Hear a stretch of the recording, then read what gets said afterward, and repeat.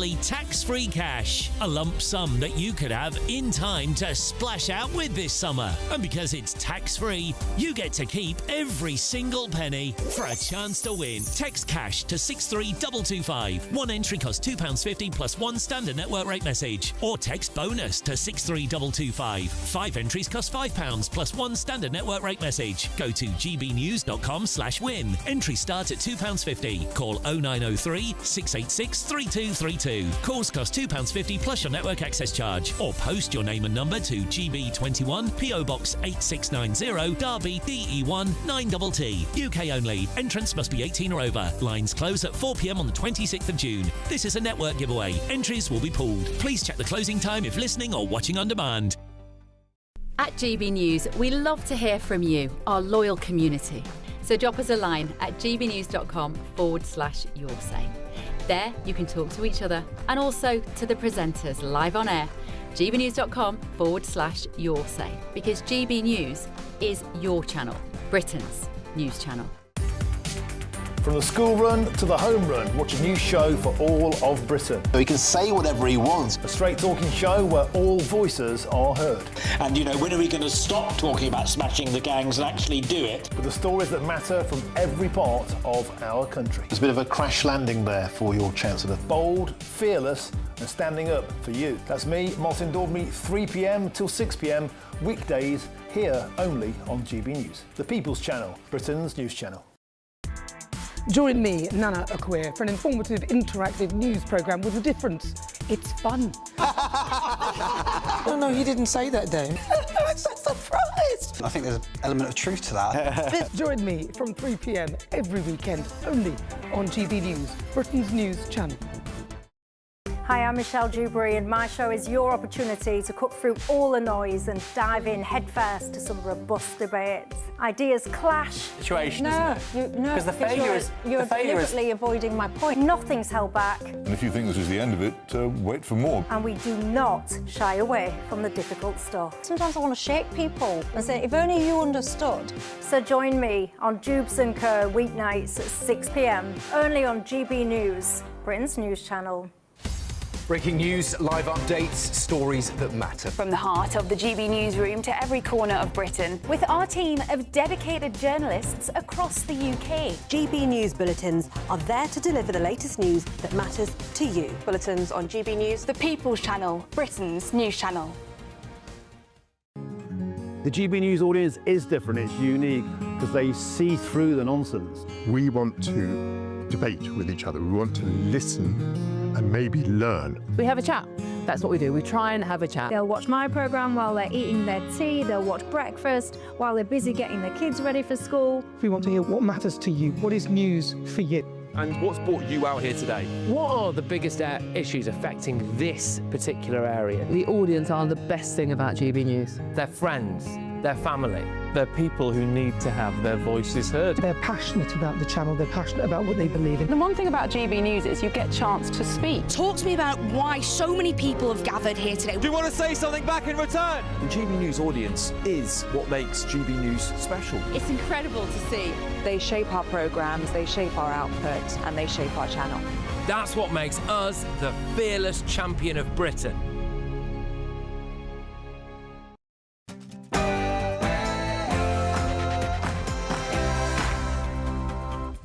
It's 9 p.m. I'm Patrick Christys. Tonight,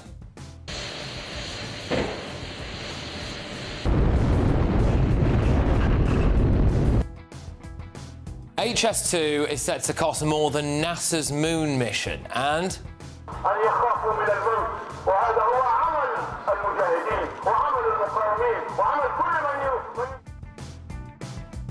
give that man a council house. Terrorists and even the First Lady of Sierra Leone have been given council homes in Britain. I commit this Labour government to nothing less than the abolition of long-term youth unemployment. Whoopsie, because a ticking time bomb of economic Armageddon is about to hit us. Unemployment is up, young people aren't saving for retirement, we are in big trouble. Plus,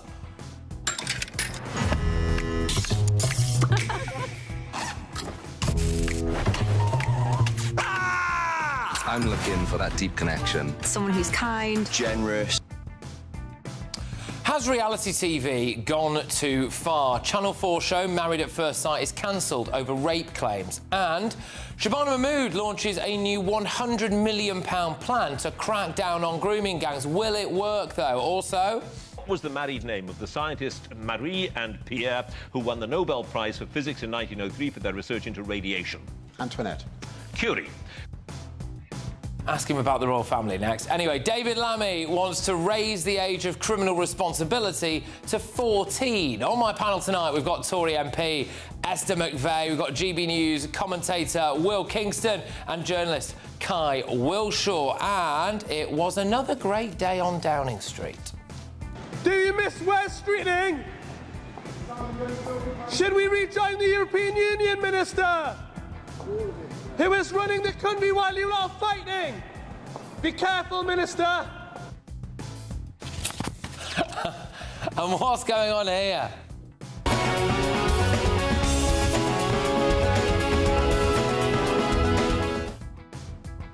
Get ready, Britain. Here we go.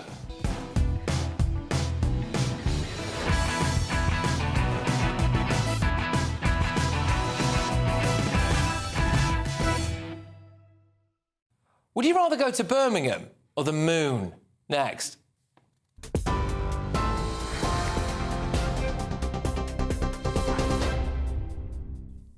Good evening. It's 9:02. These are your top stories this hour. The government is urging supermarkets to cap food prices in an attempt to limit inflation triggered by the Iran war. The Chancellor has reportedly asked grocers to cap how much they charge shoppers for staple items such as bread, eggs and milk. In return, the government has said it would offer incentives to the supermarkets, which the People said could include easing packaging policies and potentially delaying costly changes to rules around healthy food. Supermarkets are understood to have reacted furiously to the proposals, calling it desperate and a return to the failed policies of the 1970s. President Donald Trump said he had been an hour away from ordering an attack on Iran before he postponed it. Mr. Trump was speaking to reporters at the White House a day after saying Gulf allies persuaded him not to hit Tehran and asked for more time to reach a deal. We have to make sure that Iran doesn't get a nuclear weapon. All of the things that you see me fighting for so hard. And it's always tough. You know, we're negotiating with Iran. At the table, they're begging to make a deal, because they're begging to make a deal. I hope we don't have to do the war, but we may have to give them another big hit. We may have to give them another big hit.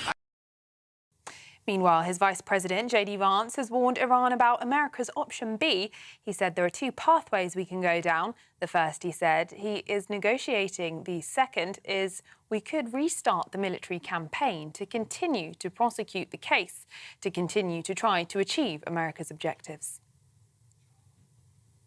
Police have urged potential victims of sexual assault on the reality TV show Married at First Sight UK to get in touch after women made allegations of rape and sexual misconduct.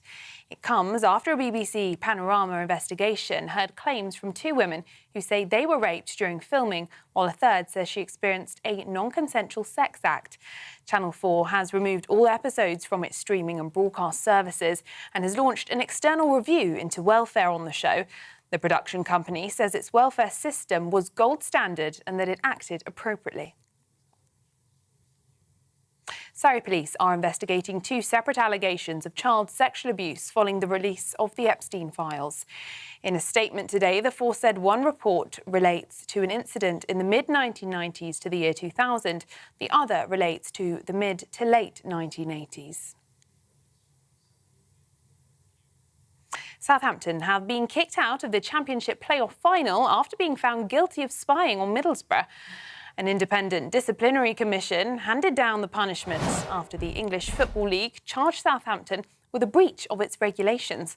The club have also been docked 4 points for next season, with Middlesbrough reinstated to play the playoffs. Southampton intends to appeal. Those are the latest GB News headlines. Now it's back to Patrick. Tune into GB News Radio wherever you are. Online, on DAB digital radio, on TuneIn, on Radio Player, on Nation Player and on your smart speaker. Just say, play GB News.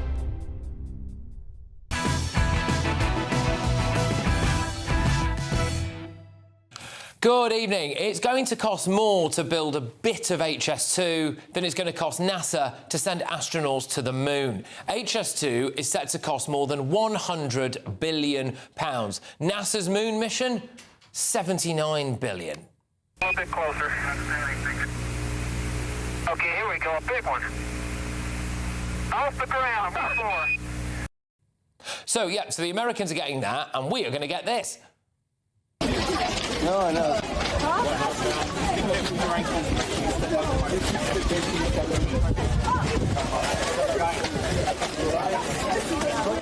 Brilliant. It's not just the cost, they've slowed it down.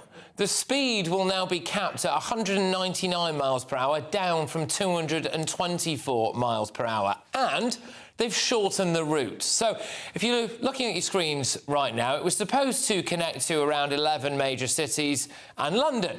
Now it's just going to Birmingham. So the pink line there on your screens is what we've got left. The blue line is what it was supposed to be back when we had ambition. The whole line was only set to cost £32.7 billion. Now it's more than £100 billion, just to get from Birmingham to London 20 minutes quicker than you already can.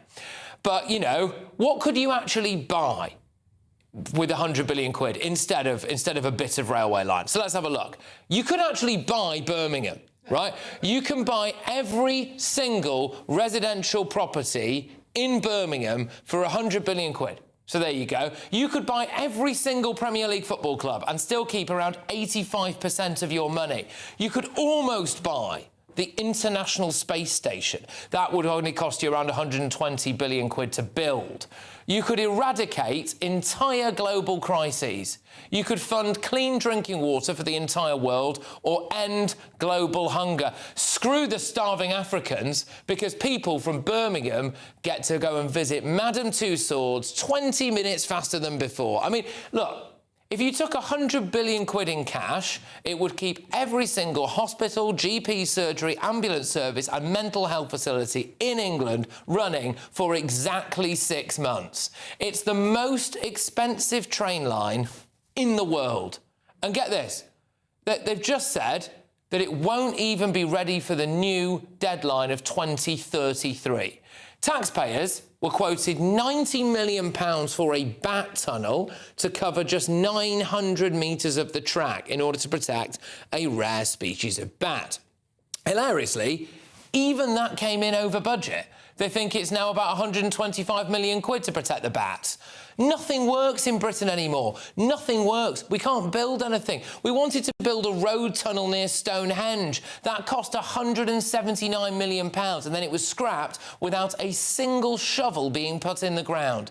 The nuclear plant at Hinkley Point C in Somerset, that was originally due to be powering British homes by 2017 and cost 14 billion quid.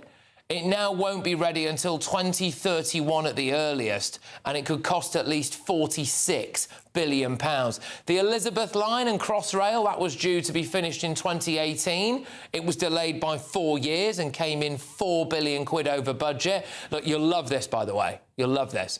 Official reports revealed that HS2 spent £61 million in a single financial year, specifically on diverse-owned suppliers.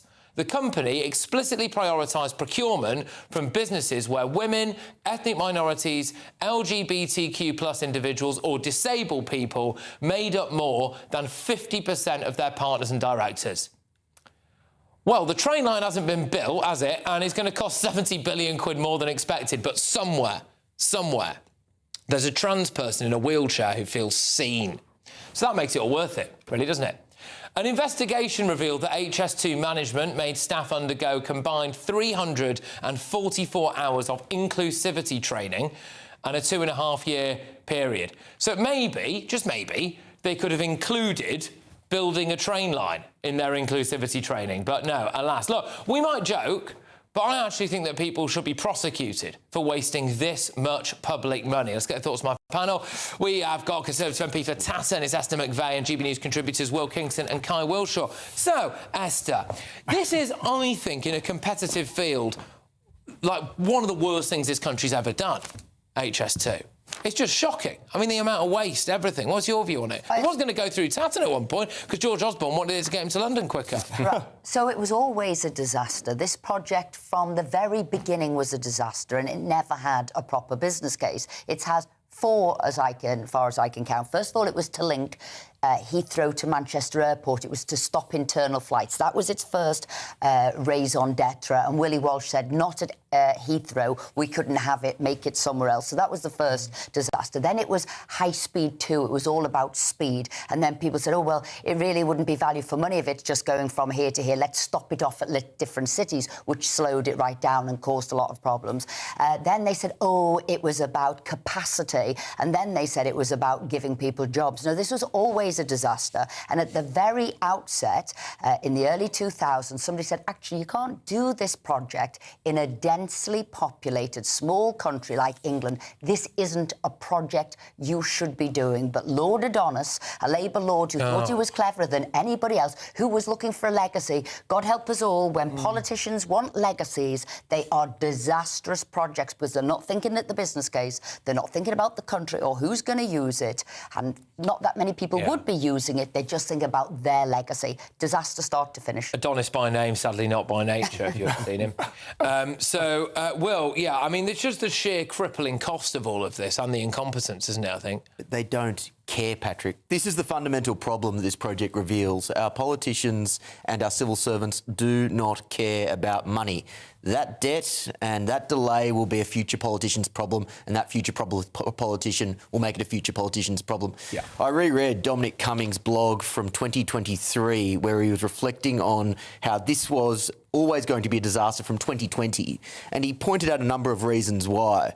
But the line that stood out was Boris didn't care about money. Boris said several times, according to Cummings, money is just digits on a screen and we can keep adding the digits on the screen. I can confirm, by the way, having tried to get him on the show a few times, Boris definitely does care about money. But anyway. It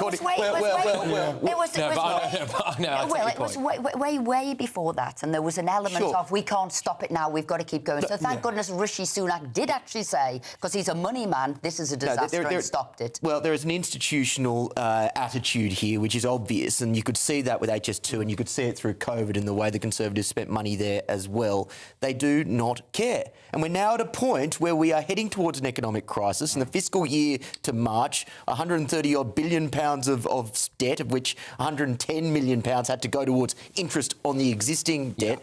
I'm sad to say that this country will unfortunately have to face an economic crisis for people to realise that this cannot go on. We can't do anything. We just can't do anything big. I had a look before. So Japan's entire national bullet train network, cost the equivalent in today's money of £179 billion. So for what is 140 miles of track, we are footing the bill for 100 billion quid to get to Birmingham. I mean, it's ridiculous. You know, how come in Britain it's so difficult for us to build or do anything? Yeah. Well, look, I've been looking at similar things to what Will has been looking at, actually. Dominic Cummings raised the alarm, but also Taxpayers Alliance raised the alarm, saying it would cost this much. How have we gone from a country that's built the Channel Tunnel in basically 8 years to where we are now? The answer is, unfortunately, quite boring. Yeah, but still, I mean, in 8 years. And how long has this taken? You know, it's extraordinary, isn't it? But what's taken? But I'm not going to blame you. I'm not going to blame the Tories. No, because it was the Labour government who started it. But also, there is nobody in the channel who was actually going to stop it along the way. If you're talking about democracy and people having a say and going through sort of scientific, sort of special sites of scientific interest or you know, historic fields, farms and sort of too many stakeholders. Yeah, too many people that you don't want to pee off. But the problem is that what should happen is if Parliament designates certain pieces of infrastructure as nationally significant, like this, whether or not you like it, or like nuclear power, energy, grid upgrades, you know, national compute, sovereign compute, you know, technologies of the future kind of stuff, then it should decide that, and everything else should be subservient to it. And we're in a position where everybody gets a say. It's like, OK, so let's just say, I mean, there's a park opposite where I live. If I got wind that there was going to be a development on that, I'd just lob a rare newt on it. Yeah, like... Stop it. Stop the whole thing. That's all it takes now to stop it. Lob a rare newt on it. That's right. I'll answer your question, Patrick. No, of course no one cares about bats, apart from an incredibly small percentage of the population, some loony lefty. Chris Packham's that cares about bats. He's turned up. But we now have leaders where they cannot say no to people. They cannot say no to spending less. They cannot say no to disappointing people. HS2 was a disaster of a project from the word go, and it ran away with itself like a runaway train. And then there were lots of vested interest. When it gets up to 100 billion, 200 billion, think of the engineering companies, the other people who get away from it, and it ran away with itself. And then politicians were cowardly and didn't want to stop it, thinking, oh, it's gone on for so long, they must have known better than me. And then they created something that was known as an arm's-length body, which was HS2 Limited, which took it away, actually, from Parliament itself, and then allowed all of these, the democratic constraints. Well, because this is the other thing for me, right? There are people out there right now who are, and we're going to talk about sorry to depress everyone, but we're going to talk a bit about the impending economic Armageddon that is about to hit Britain soon. But there are people out there right now who are having to lay staff off because they can't afford to keep them on. Good people who are shutting their business, there's massive youth unemployment, all of this stuff. Yet HS2 has the money to spend £60 million in a year just looking to only work with companies that have got 50% diversity on their company's board. I just want a train line. I do not care whether or not half the people on that company's board are ethnic minorities, are gay, are in a wheelchair. I just don't give a toss. Literally don't give a toss. What's the end result of this is we haven't got a train. We haven't got a train, and we've lost hundreds of billions of pounds. Yeah, completely. There's layers and layers of bureaucracy involved in something like this, as well as just the sheer... People are just taking advantage in the procurement of it. So adding costs on top, making it very difficult to even do anything. And that is one example. So who do we hold to account? But this is also, if you take a broader perspective, lots of the problems inherent to HS2, lack of accountability, bad governance, sort of trying to sugarcoat something from the outset and then actually the delivery doesn't live up to it, is at the core of so many of our problems as a country. Address Patrick's point, though. Your lefty, loony ideology has infected the establishment with this sort of identity politics, and it means things don't get done because you always have boxes. It is so reductive to suggest that that is the reason why HS2 hasn't been built well. And you know that. I'm trying to explain... Before we go back to Esther, this is worth noting that so there will be now, this is how diverse and inclusive we are as a country, there will now be people who got onto the board of a company or near a board of the company, possibly just to boost their diversity numbers, who have now become millionaires off the back of HS2, again, because they tick a diversity box and haven't delivered anything. Fantastic. There will be an army of HS2 millionaires out there now, and the British public are the losers. But who can we actually, not necessarily prosecute, but who can we hold to account for this? There's got to be someone that we can go, that has to carry the can for this massive dud. I'm afraid to say I bet that won't happen. And the other thing I was going to say, why it was actually at the time going through the House anti-democratic, because there would only have been a handful of MPs whose constituencies it would have damaged. So I was somebody who was very vocal and against, as you said, about 17 miles through Tatton. So there were some of us. But the rest of them, which is 650, and there was only about 10 of us who looked closely at it and looked at it as a complete waste of money and looked at how it was destroying parts of the country. And the rest just voted en masse, en bulk, with the party. And then because it was a Labour idea, and then the coalition took it on, and then the Conservative Party took it on, they all, as a whole, thought they had part responsibility. Yeah. So it was hope over reality that they wanted it to be concluded. So who's going to carry the can? The taxpayer. Yeah. That's who's paid it, the taxpayer. There's still homes at the moment under still being guarded and can't be sort of used and put back into use. So it's a disaster. Shocking. The compulsory purchase thing has been an absolute nightmare for people. Yeah, it's affected people's lives. Affects people's lives, people's businesses, everything. Anyway, right, OK, so there's loads more coming your way. I do want to tell you about the Great British Giveaway, and it's just a bit of a train. No, it's not. It's loads of cash, actually. Here's how you can be in it to win it. We're counting down to a spectacular summer. It's your chance to win £76,543 and 21 pence in totally tax-free cash. A lump sum that you could have in time to splash out with this summer. Imagine all the things you could do with that cash. Give the garden a glow up, max out on a new motor, or just make sure the coming year is your year. And because it's tax-free, you get to keep every single penny. For a chance to win £76,543 and 21 pence in tax-free cash, text cash to 63225. One entry costs £2.50 plus one standard network rate message. Or text bonus to 63225. 5 entries cost £5 plus one standard network rate message. Go to gbnews.com/win. Entries start at £2.50. Call 0903 686 3232. Calls cost £2.50 plus your network access charge. Or post your name and number to GB21 PO Box 8690 Derby DE1 9TT. UK only. Entrance must be 18 or over. Lines close at 4 p.m. on the 26th of June. This is a network giveaway. Entries will be pulled. Please check the closing time if listening or watching on demand. Good luck. OK, look, loads on tonight. We've got a bit of this.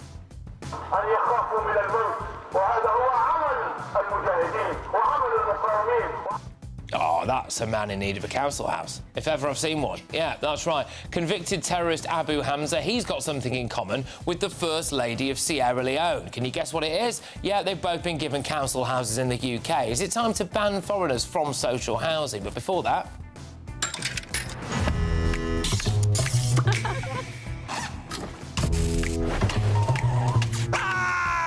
I'm looking for that deep connection. Someone who's kind, generous. X Factor, Love Island, Strictly Come Dancing, Virgin Island, and now Channel 4's Married at First Sight is the latest scandal-hit reality TV show amid allegations as serious as rape. Has reality TV gone too far? That's next.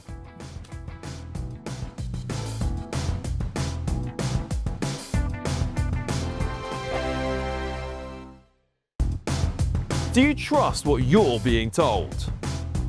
Good, because neither do I.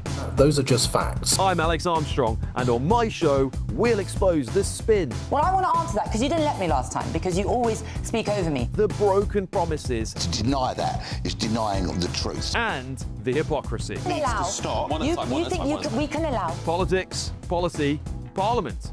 Nothing is off limits. No sugarcoating, no fear of offence, just the truth laid bare. Tune in every Saturday and Sunday at 9 p.m. for Alex Armstrong Tonight, only on GB News, Britain's news channel. At GB News, we love to hear from you, our loyal community. So drop us a line at gbnews.com/yoursay. There you can talk to each other and also to the presenters live on air. gbnews.com/yoursay, because GB News is your channel, Britain's news channel. Westminster's full of talk, but out here, it's the real world. Am I allowed to talk No, now? that's it. This is where it matters, real people and real lives. That's what politics is all about. In fact, this Trump made a good start. No. Straight answers, no spin, and just a couple of pints. How many fingers have I got up? About 10. So join me for Lee Anderson's Real World every Friday at 7 p.m. only on GB News. The People's Channel, Britain's news channel. From the school run to the home run, watch a new show for all of Britain. He can say whatever he wants. A straight-talking show where all voices are heard. And, you know, when are we going to stop talking about smashing the gangs and actually do it? With the stories that matter from every part of our country. There's a bit of a crash landing there for your Chancellor. Bold, fearless and standing up for you. That's me, Martin Daubney, 3 p.m. till 6 p.m. weekdays, here only on GB News. The People's Channel, Britain's news channel.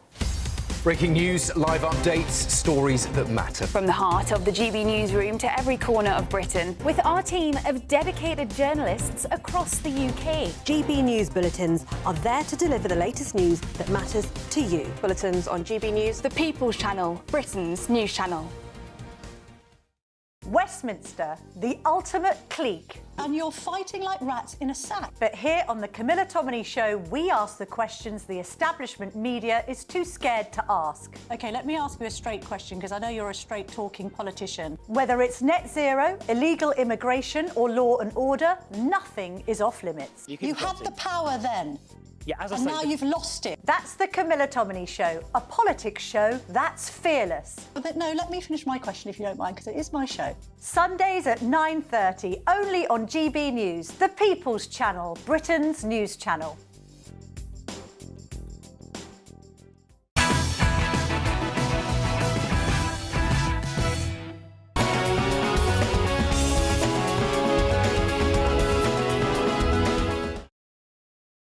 Yes, I'll reveal why Gemma Collins was in the Department for Education very shortly, and I can't wait for next week when they send her to Calais to monitor the small boat crisis. But first, should reality TV shows be banned? It's time for the head-to-head. So, look, very serious story this. Police have urged potential victims of sexual assault who appeared on the Channel 4 reality show Married at First Sight to contact them after female participants made allegations of rape and sexual misconduct.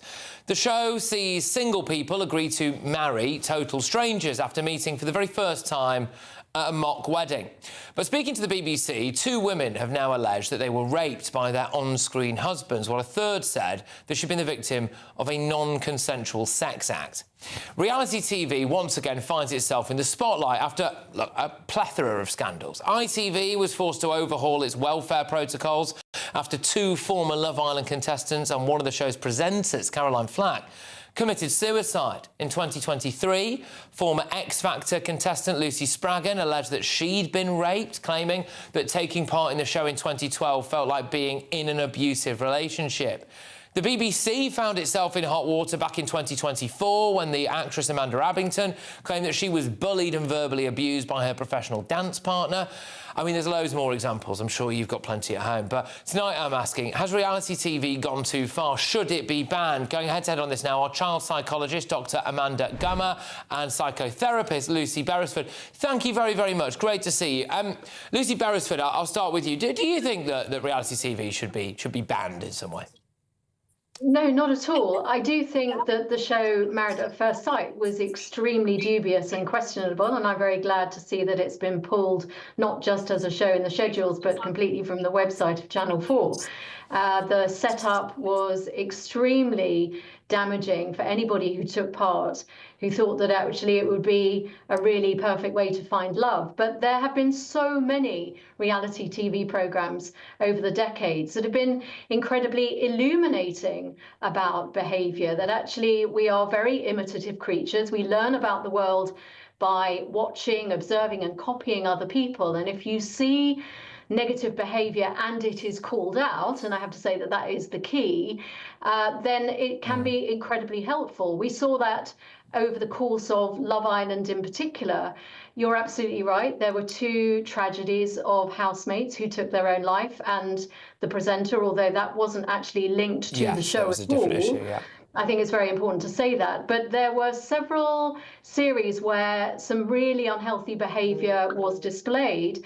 But what happened was that there was so much dissection of that in the media that people were able to learn from the experience. We don't come into this world learning how to interact with other people. Okay. But if you're seeing it played out on TV, it can be incredibly illustrative.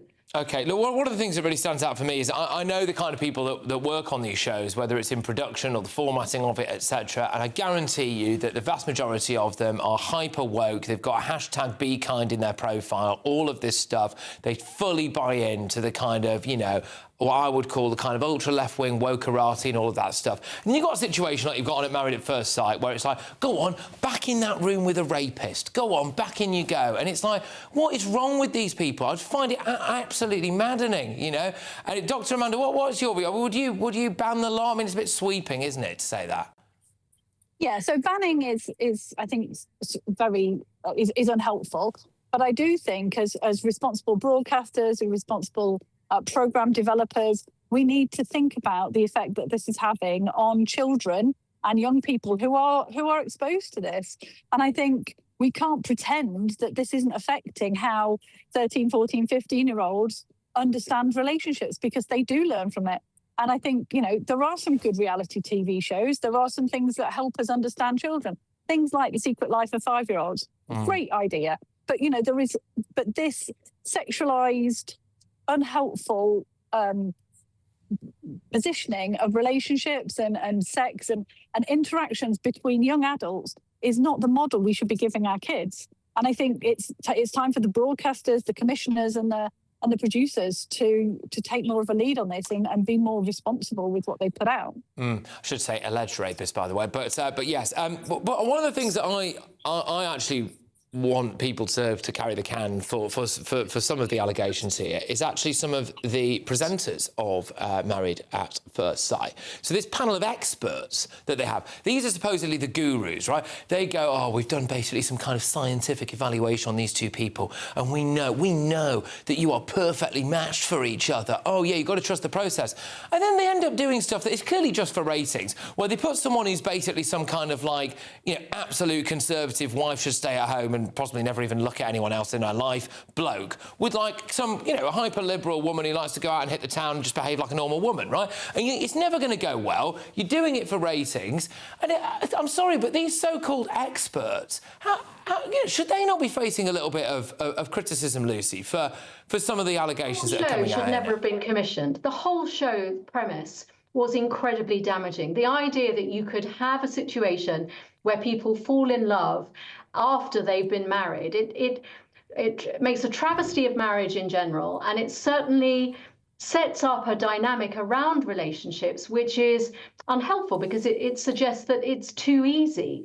But where a show like Love Island was so successful, and let's be clear, you might know one or two of the people who work on them and you think they're very woke, but they have become incredibly careful about the aftercare for the people that go on these shows. Not just Love Island, but things like X Factor and even Strictly Come Dancing. There's a much bigger team and a much greater awareness around what's necessary.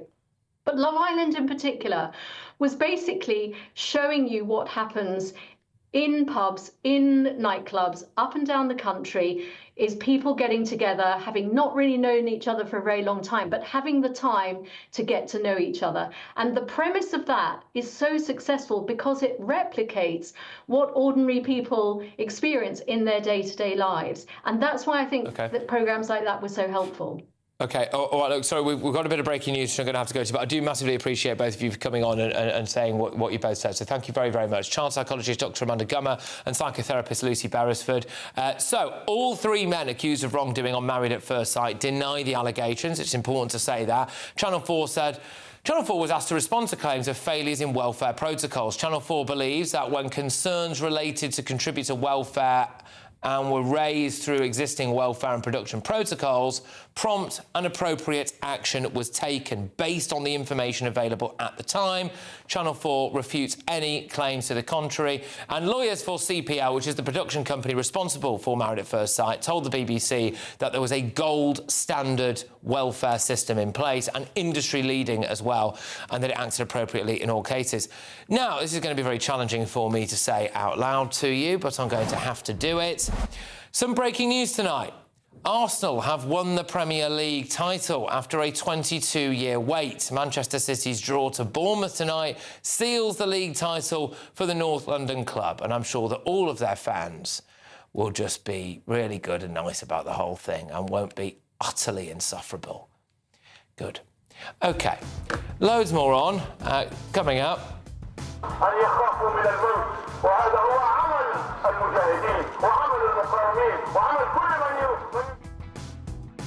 Well, what do the convicted terrorist Abu Hamza and the First Lady of Sierra Leone have in common? Oh, yes, you both paid for them to have council houses. Remarkable. But before that... I commit this Labour government to nothing less than the abolition of long-term youth unemployment. Look, we are staring down the barrel here of a ticking time bomb of economic Armageddon. And I'm going to tell you exactly why. There's a potent cocktail going on here, and it is going to go off at some point. It's going to go off at some point soon, and you need to be aware of it. That's next. Be nice to escape the grey. Clear skies, here we come. As clear as our travel insurance. All Clear Travel Insurance sponsors GB News Travel Destinations Forecast. Hello there, you heading away for the next few days? Well, there's high pressure dominating for the Canary Islands as well as Spain and France. So plenty of sunshine here for the next few days. Temperatures climbing towards 20 degrees across much of Portugal and Spain. Some showers affecting Italy as well as parts of Greece through the latter part of this week. Could turn quite heavy actually across parts of Greece. There's a risk of thunderstorms through Thursday and Friday. But for most of us, plenty of sunshine. Bye-bye. All Clear Travel Insurance sponsors GB News Travel Destinations Forecast. Hello there and welcome to your latest GB News weather update from the Met Office. Well, we have got some showers over the next 24 hours and albeit quite a lot of cloud around as well, but I'm hopeful there'll be a bit more in the way of sunshine on Wednesday, and that's courtesy of a little ridge developing in the isobars as we go into the day. The isobars will also spread out, so it won't be quite as breezy as it was on Tuesday. But back to this evening, and there are quite a number of showers still around. Some of those are fairly frequent and heavy, particularly through the next few hours across more northeastern parts of England and eastern Scotland. But even by the end of the night, there will be a scattering of lighter showers around. With all the cloud around, well, I'm expecting it to be a fairly mild night. Temperatures in the towns and the cities not dropping much below 10 to 12 degrees in the south, and not much lower even further north either. So a fairly mild start to the day on Wednesday, particularly in the south. A lot of cloud around first thing, but a few glimmers of brightness here and there across East Anglia and the southeast. There will be a few isolated light showers, mainly across the high ground of Wales and also Northern Ireland. But we could run into some slightly more frequent, longer spells of rain, perhaps across Scotland first thing in the day. And it will still be quite breezy across Shetland and Orkney, although the winds here will gradually ease through the course of the day. So another showery, changeable picture to come for most on Wednesday. The showers primarily becoming confined to more northern parts of the UK by the afternoon, and elsewhere the showers will turn lighter. So a good deal of dry weather by the afternoon. The cloud a bit more broken compared to on Tuesday, so more in the way of sunshine, and therefore feeling at least a little bit warmer compared to recent days as well. Perhaps 20 or 21 in the far southeast, but even 16 to 18 in the north should feel more pleasant compared to of late. There will be some rain across the northwest overnight Wednesday into Thursday, and it will be a wet start to the day across Scotland at least. But generally as we go through into the afternoon, the drizzle will tend to ease, and across the south at least it will turn much brighter. So some sunny spells developing here and turning much warmer. So that's a trend as we go into Thursday, Friday and indeed the long weekend. Temperatures are on the rise, particularly across England and Wales, and turning quite hot for some. You want to know what's really going on in the corridors of power? Labour don't know what to do with you half the time, and that makes you quite lethal in the chamber. Get behind the headlines with Chopper's political podcast. Join me, Christopher Hope, as I sit down with the great and the good of British politics. We'll see where this ruling takes us. These are the stories shaping our nation. Chopper's political podcast, available now on all platforms. Listen in and stay ahead. I've been in Westminster for a long time, but I know that though power may be here, its effect on people's lives is across the whole of the country.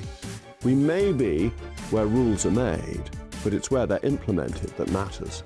Join me, Jacob Rees-Mogg, for forthright and frank discussion on where Britain has come from, where it's going, and where it will end up. That's State of the Nation, Monday to Thursday, 8 to 9 o'clock. Vox Populi, Vox Dei.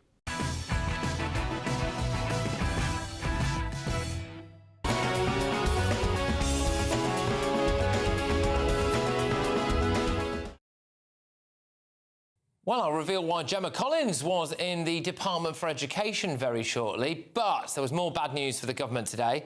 Youth unemployment rocketed to an 11-year high of 16.2%. The overall unemployment rate has also surged to 5%, with bosses blaming minimum wage and national insurance contribution increases for job cuts, which, yes, in case you're wondering, are literally what Rachel Reeves did. And the bad news didn't stop there. At least 15 million Brits are not saving enough to retire. That is according to the Pensions Commission, which is leading to warnings now of a ticking time bomb of economic disaster, especially when you consider this. Now, the Chancellor is coming under increasing pressure to scrap the triple lock, which is forecast to cost over more than 15 billion quid by 2029. So the International Monetary Fund yesterday called on Rachel Reeves to actually ditch the triple lock in order to get the country's finances back on track. So what you're going to be left here, when we'll bring in now the City editor at City AM, Simon Hunt. Simon, thank you very much. But the kind of big picture to begin with, if that's all right, Simon. I mean, my concern is that you're going to end up with a lot of people now who are young and unemployed or on relatively low wages and who aren't saving because of the spiralling cost of living. And then at some point, they're going to scrap the triple lock and you're going to end up with a kind of large chunk of people here who are basically going to be destitute when they get old. I think you're right to describe it as a ticking time bomb because, of course, yes, it's the case that we have today's unemployment figures which relate to the last few weeks, but particularly with youth unemployment, it can precipitate a much longer-term damage to the economy and to young people. If you don't get to sort of entry-level jobs in your 20s, then you don't get into the senior roles in your 30s and 40s, and that leads to much deeper challenges for those people. And that can precipitate all sorts of other second-order consequences, like mental health challenges and things like that. And as you say, if they're not able to get a job, they're not able to save, and they can't rely to the same extent that previous generations might on the sort of ever-growing state pension to support them when they're older. So look, what is the financial future if things don't change, Simon? If things don't change, what is the UK economy going to look like in 5 or 10 years' time? Well, it's a very good question. I suppose there are all sorts of different factors going on here. There's a sort of, I suppose, the longer-term trend that sort of has been around for the past couple of years now of jobs being claimed by the ever-rising growth of AI, where more and more jobs are being automated. And that, of course, includes entry-level jobs of the kind that graduates might ordinarily have done in the past few years that are now being automated. But at the same time, we also have the tax rises that were introduced by the government in the last year or two, including things like national insurance contributions, rising minimum wage, that just make low-paid jobs much more uneconomic for a lot of employers, particularly in areas like hospitality and in retail, shelf stackers and people pouring pints in pubs, which are often the kind of jobs that young people do to begin their career ladder. Yeah, absolutely. I mean, I had like 4 bar jobs before I got, progressed in my career, as it were, and it taught me a lot. I'm just looking at a headline that came out shortly before I came on air. A UK-based bank is to replace, quotes, lower value human capital with AI. I mean, can you imagine being in that HR meeting, Simon? Sorry, we actually regard you, living, breathing human being with 2 kids. We regard you as lower value human capital, and we're replacing you with a robot. Happy Thursday. Yeah, I mean, it's. I'm not sure if the comms department were away on holiday the last few days or didn't okay. That's not quite the language most sensible employers would use. But I fear it's a term we're going to have to start getting more and more used to, because, as I say, the kinds of jobs that young people might do that don't require that many skills, that are sort of the entry level up to much more senior roles, are precisely the ones right now that are being automated. I can remember the first job I had working full-time at an accounting firm. A lot of it was just... Ironically, we possibly should have replaced Simon with a robot, shouldn't we? But we've lost him, unfortunately. Was Simon Hunt there, who is the City editor at City AA. So you don't get out with a robot. The robot turns up on time, they say what you like, you can program them, and that's what happens. And there you go, the advert for it. But look, on a genuinely serious note, I mean, my heart bleeds for a lot of the younger people out there. It used to be, and I used to say this because I genuinely think it used to be true, which is that, if you spent a bit less on your avocados and your soya macchiatos and all of this stuff and your holidays abroad, then actually you could save up a bit, you could maybe save to put down a deposit on a place, you could maybe pay off your student loan, you could do all of that stuff. And actually, I do think we are now living in a country where that has changed, where that 16.2% rate of youth unemployment, you've got, hundreds of thousands, millions probably, of graduates who are fighting for something like 10,000 graduate jobs on offer. And the big concern for me with this, if you take it to its natural conclusion, is that either you end up with a generation or 2 generations of young people who get used to being on the dole and don't ever come off it, or they leave Britain. And Britain becomes an exodus for people who are talented, who are potential wealth creators and who are potential higher taxpayers for the rest of their lives. They go off somewhere else, Spain, Portugal, Dubai, wherever they go. We lose them, and who are we getting in their place? Anyway, look, coming up, we've got a bit of this.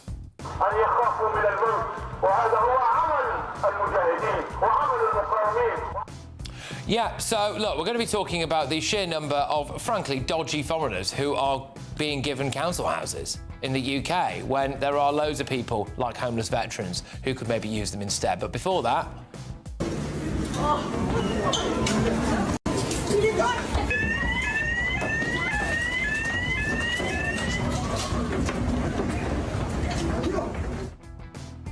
The Justice Secretary, David Lammy, is considering raising the age of criminal responsibility to 12 or maybe even 14, which I think means that you could murder someone at 13 and essentially get away with it, but you could vote Labour at 16, so big 3 years there for you, isn't it? That's next.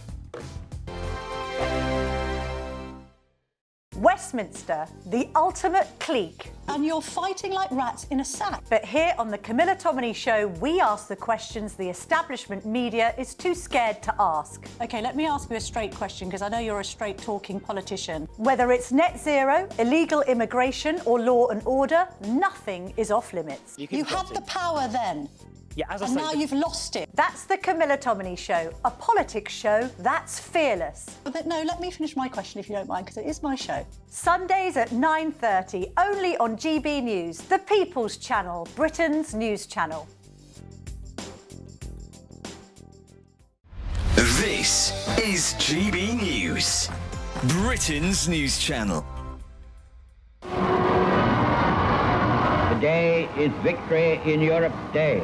Hostilities will end officially at 1 minute after midnight tonight, Tuesday, the 8th of May. This historic proclamation by Winston Churchill was a moment for the nation to rejoice.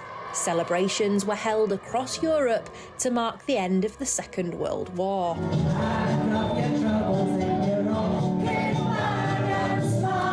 81 years on, VE Day is commemorated. At Deangate Care Home in Barnsley, a special party was held to honour those who helped defeat the Nazis all those decades ago and to thank veterans at the home. We are a veteran-friendly home, and I like to showcase all of our veterans at any time of the year, and VE Day is just a perfect reason, really, to really put them on a pedestal and show everybody how good our veterans are and the local community is. We should be so thankful for what they've done. For the veterans here, the sacrifices of those who gave their today for our tomorrow should never be forgotten. The main thing is that my father's medals, which I wear on my right side, is just a tribute to him and that he served all the way through the Second World War.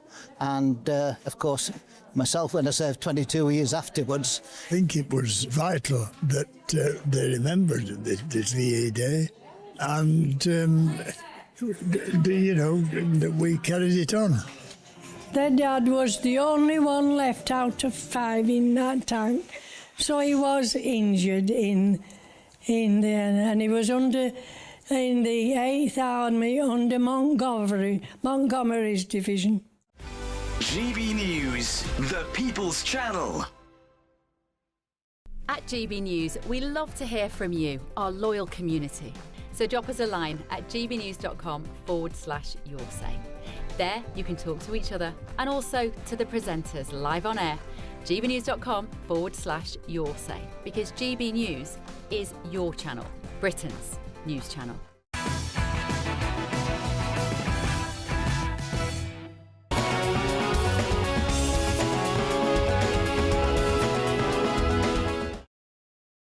So I'll reveal why Gemma Collins was in the Department for Education very shortly, and of course next week she's going to go and sort out the NHS for us. So that's nice, isn't it? But first, David Lammy is considering raising the age of criminal responsibility from 10 to 14 as part of a more liberal approach to child offending. So this would have meant that children like John Venables and Robert Thompson, the 10-year-old killers of Jamie Bolger, would have escaped prosecution, in theory.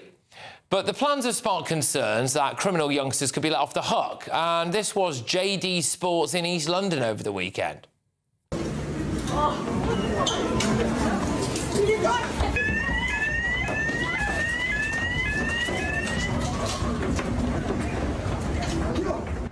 Enriching stuff.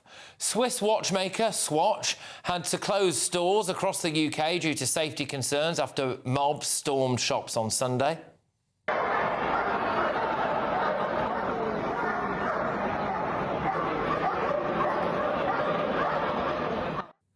Yeah, and obviously thinking there is that a lot of the people doing that may well be young and could possibly fall under David Lammy's increased age of criminal consent. Right, joining us now to discuss this is Reform UK Justice Advisor Vanessa Frey. Vanessa, what do you think of this? Do you think this is a good idea that maybe someone who's 13 years old and 364 days might not be criminally responsible? Look, I think we have to wind the clock back here, Patrick, and I think we have to look at what is a 14-year-old today compared to a 10-year-old 10, 15, 20 years ago. And I think that there is a huge gap between the two. For me, I think lowering it or hiring it to 14 creates serious gaps in public safety, victim justice and legal enforcement. You know, what Lammy is saying is that, you know, these youngsters who commit crimes at 14 will go on and into social care, but social workers can't easily force a non-criminally responsible child to attend rehabilitation, to undergo psychiatric treatment, to undergo or stay in secure accommodation. And at the end of the day, the court will lose the mandates, the youth court, which currently provides the legal sort of teeth to mandate strict supervision orders, that will go. And without that, you know, intervention will rely heavily on voluntary cooperation, which I don't think is there.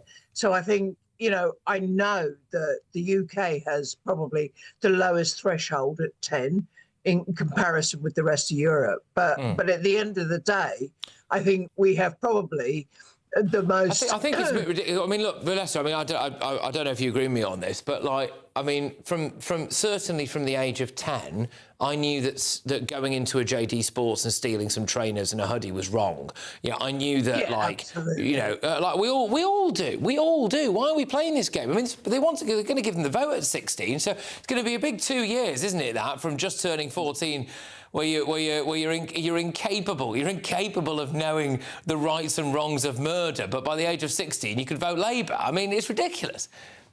Well, at the end of the day, I think you know, one of the most expensive parts of the justice system is the youth justice system, and I think that is what Lammy is targeting. So we don't send these young people to prison or secure units. We manage them in the community, but we all know that the community can't manage anything. So, you know, I think that's the reason for this sort of liberal attitude to me, quite frankly. All right, Vanessa, look, thank you very, very much. As always, Vanessa Frey there, Reform UK Justice Advisor. Speaking about this, David Lammy said too many young people are being drawn into crime with devastating consequences for victims, communities and their own futures. These reforms lay the foundation to intervene far earlier, support families and tackle the drivers of offending so fewer young people become trapped in cycles of crime, creating safer streets and fewer victims. And I'll be honest with you, I don't know what any of that means. Coming up... أن يخافوا من الموت وهذا هو عمل المجاهدين وعمل المقاومين وعمل كل من Yes, well, obviously, I hope that you feel very happy about the fact that your tax money paid for a house for Abu Hamza, but it's also paying for the house of the First Lady of Sierra Leone, amongst other, I'll just say it, kind of wrong-uns, really, I think a lot of them, who are now living in this country in social housing. Also, Shabana Mahmood's announced a £100 million plan to crack down on grooming gangs. And tomorrow's papers next.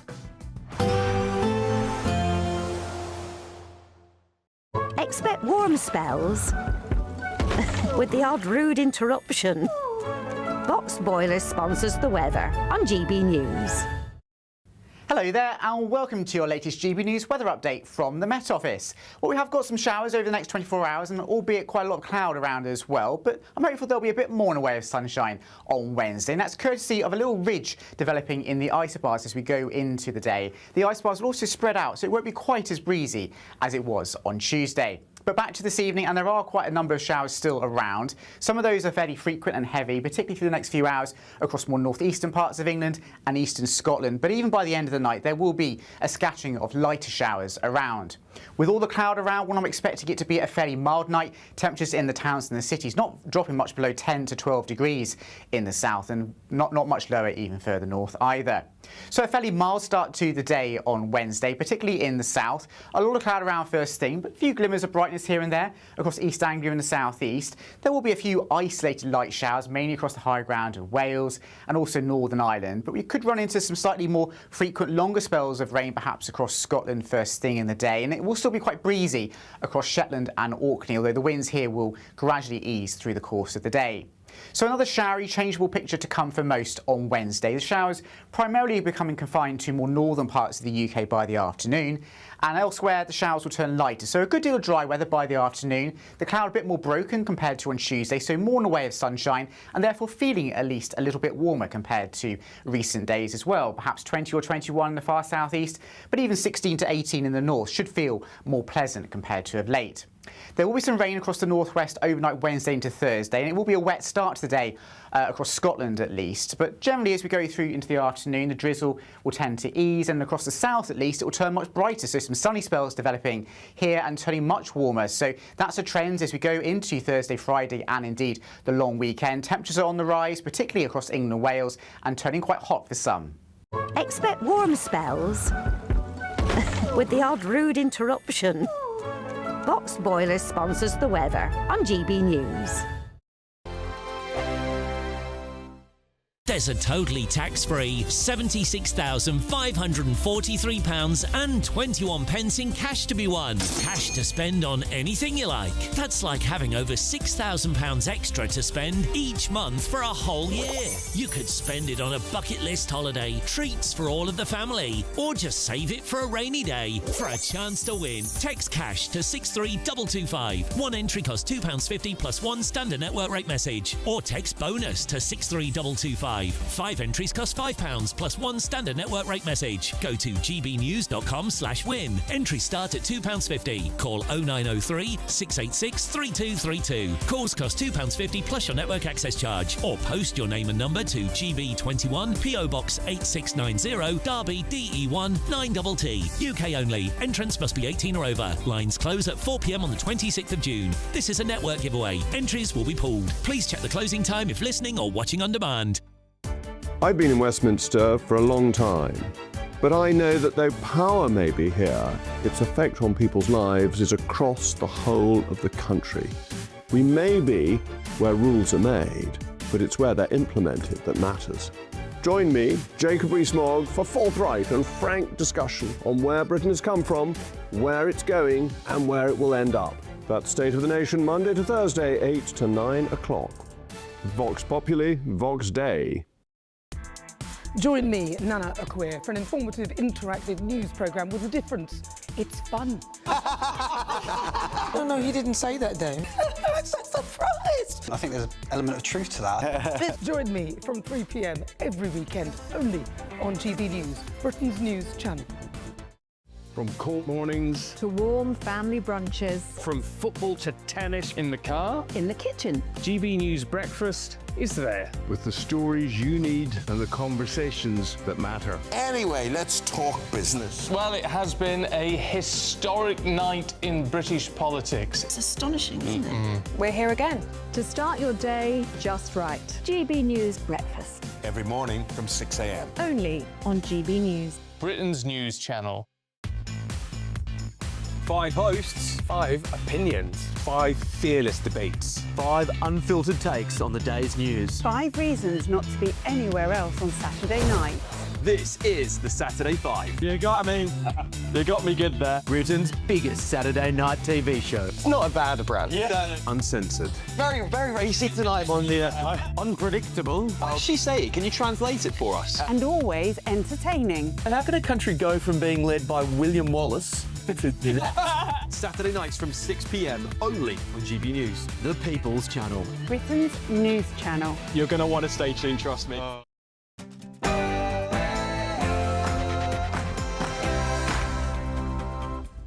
It's 10 p.m. I'm Patrick Christys. Tonight.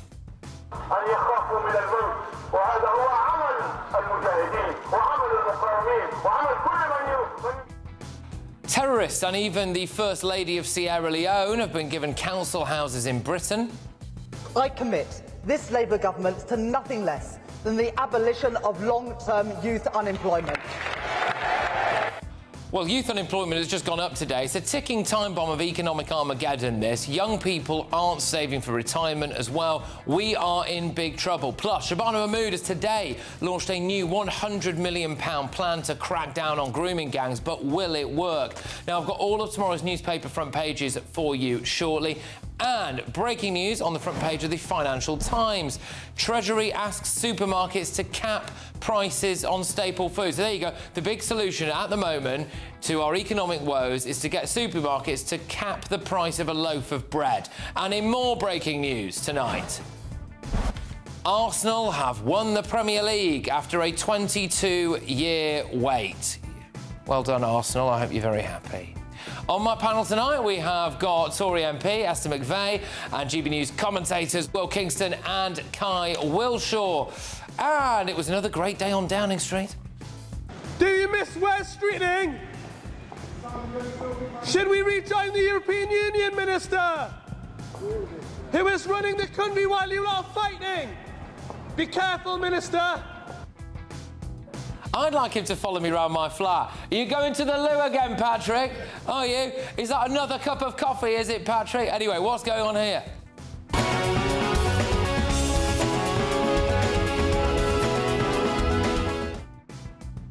Get ready, Britain, here we go.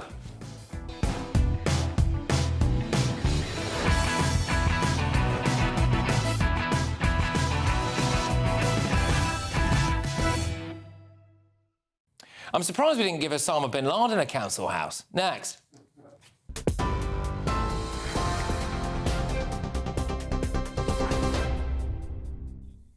Good evening. It's 2 minutes past 10. Your top stories this hour. The government is urging supermarkets to cap food prices in an attempt to limit inflation triggered by the Iran war, according to the Financial Times. The Chancellor has reportedly asked grocers to cap how much they charge shoppers for staple items such as bread, eggs and milk. In return, the government has said it would offer incentives to the supermarkets, which could include easing packaging policies and potentially delaying costly changes to rules around healthy food. Supermarkets are understood to have reacted furiously to the proposals, calling it desperate and a return to the failed policies of the 1970s. US Vice President JD Vance has encouraged opponents of immigration in the UK to keep on going and called on Britain to follow America in protecting its borders. The Republican politician made the comments at a White House press briefing where he was asked about last weekend's Unite the Kingdom march in central London. So to everybody in the UK who rejects that idea, I'd encourage them to just keep on going. It's okay to want to defend your culture. It's okay to want to live in a safe neighborhood. It's okay to want your job to go to yourself and your neighbors and not to a stranger who you don't even know. It is reasonable for the people in Western societies to want to control who comes into their country and who doesn't. A lot of people, frankly, a lot of people in the media have tried to persuade all of those people that it's somehow racist to want to protect your borders, even though very often the very people who are most affected by low-wage immigration are lower-income Black and Hispanic Americans right here in the United States of America, and I guarantee that's true in the UK. Police have urged potential victims of sexual assault on reality TV show Married at First Sight UK to get in touch after women made allegations of rape and sexual misconduct. It comes after a BBC Panorama investigation heard claims from 2 women who say they were raped during filming, while a third says she experienced a non-consensual sex act. Channel 4 has removed all episodes from its streaming and broadcast services and has launched an external review into welfare on the show. The production company says its welfare system was gold standard and that it acted appropriately. Surrey police are investigating 2 separate allegations of child sexual abuse following the release of the Epstein files. In a statement today, the force said one report relates to an incident in the mid-1990s to the year 2000. The other relates to mid to late 1980s. Southampton have been kicked out of the Championship playoff final after being found guilty of spying on Middlesbrough. An independent disciplinary commission handed down the punishment after the English Football League charged Southampton with a breach of its regulations. The club have also been docked 4 points for next season. With Middlesbrough reinstated to the playoffs, Southampton intend to appeal. Arsenal have won their first Premier League title in 22 years after Manchester City were held to a 1-1 draw at Bournemouth. Pep Guardiola's side dropped points in their penultimate match, the game in hand they had over their rivals. It is the first time the Gunners have been champions since 2004. Those are the latest GB News headlines. Now it's back to Patrick. Tune in to GB News Radio wherever you are. Online, on DAB digital radio, on TuneIn, on Radio Player, on Nation Player and on your smart speaker. Just say, play GB News.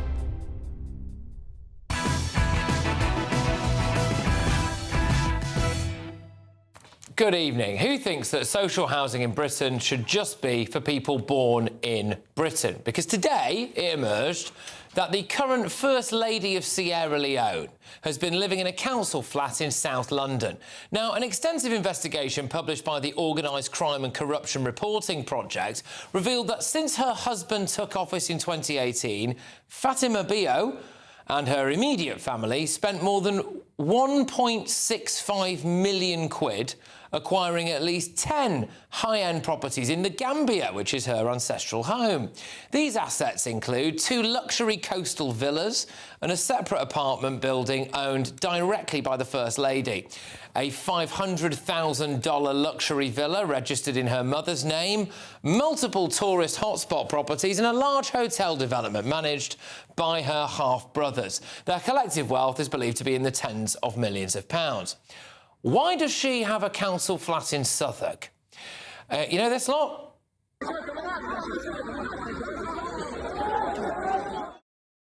Yes, Hamas. Well, Mohammed Qassem Sawala, who is apparently a former high-ranking member of Hamas's political bureau, who previously managed the group's operations in the West Bank, was found to be living in a 2-storey council house in Barnet in London.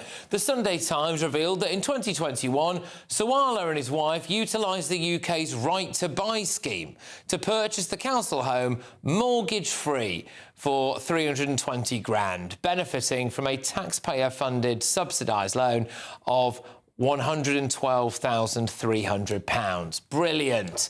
And now here's someone you'll know.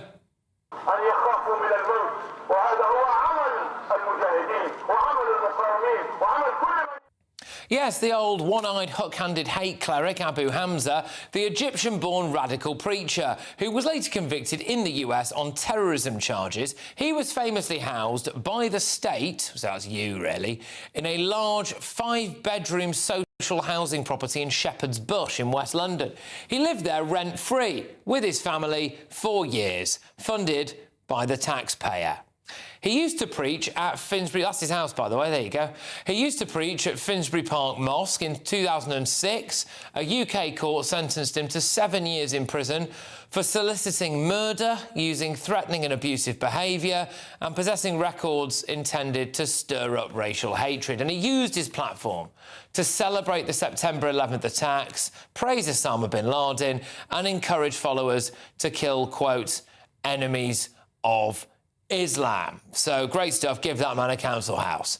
The jihadi lunatic Omar Bakri Mohammed, the Syrian-born cleric who founded the extremist group Al-Mujahirun, was allocated a nice semi-detached council home in North London.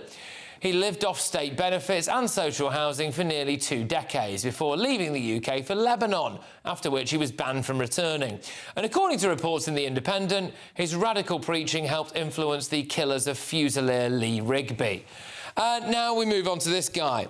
Hani al-Sibai is an Egyptian Islamic scholar who was a member of the Egyptian Islamic Jihad group and now lives in social housing in London as a political refugee. So far, efforts to deport him have failed. What are we doing here, lads? What are we doing? Seriously. According to the Office for National Statistics census data, nearly 48% of lead tenants in London social housing were born outside the UK. Now, people try to justify this by saying, well, loads of them have been here for years and now they're British citizens, so they're entitled to social housing. No, they're not. If you've been here for years and you still can't get a good enough job to support your own families, then just get rid of them. In Brent, 61% of lead tenants in social housing were born outside the UK. In Westminster, it's 60%. In Haringey, it's 60%. There are parts of Ealing where it's as high as 75.6%, reportedly. In case you're wondering, the average property price in Ealing is £574,000. That's just the average. I mean, and we are pumping social housing full of foreigners, which you are paying for.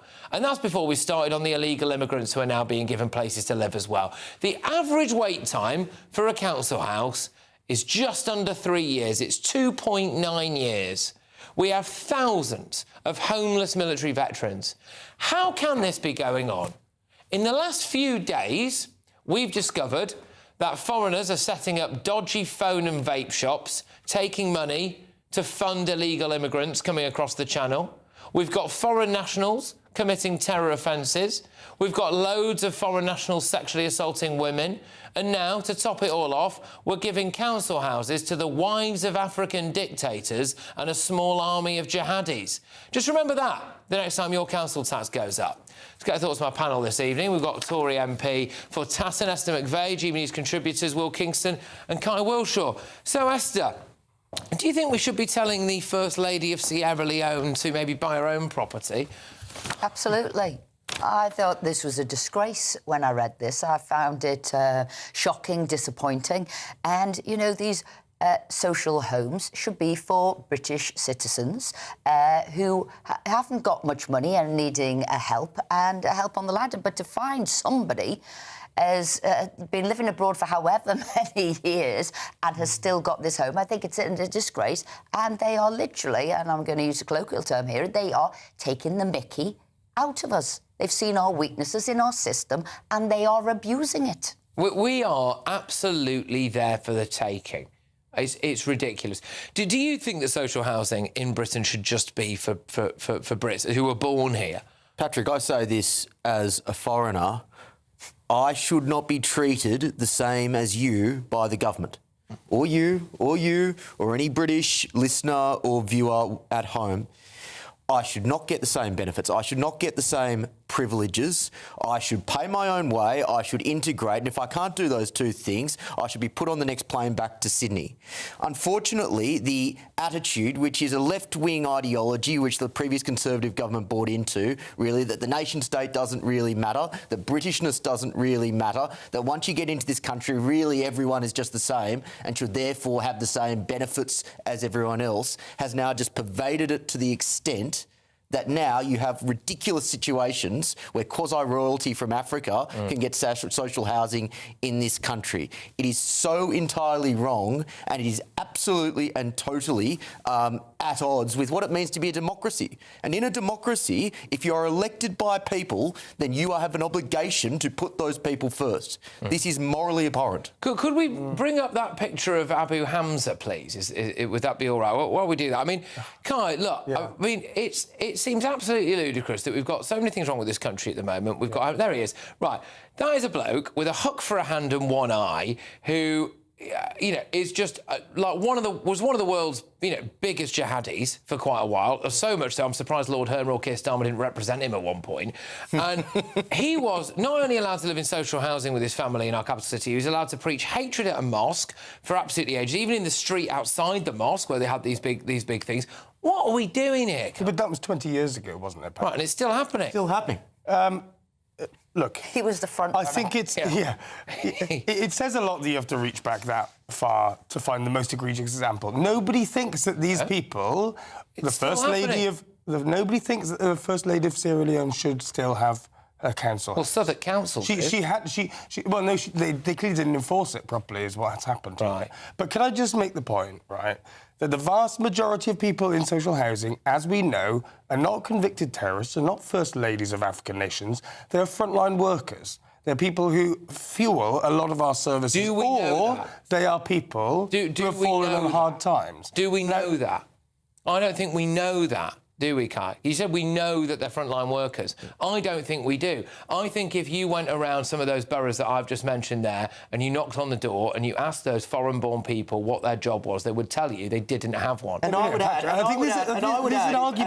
if I fall on hard times in this country, Kai, I should be booted out. That's unfortunate for me. But that is what should happen. But Will, you're a high-earning professional, not a nurse, not a bus driver, and our cities and our livelihoods depend on some people who are in lower-earning professions. You're making huge assumptions there. No, our immigration system should be such, which it is. It is a points-based system for legal ones, and when you come over here, you are meant to be self-sufficient. You're meant to be able to support yourself. That is the reason you've come into the country. So you should not, therefore, be turning on the state to be looked after. So that is legal. As you know, Esther, these aren't migrants, shouldn't be here because they are illegal. No, you don't know what they are. You are making massive assumptions. No.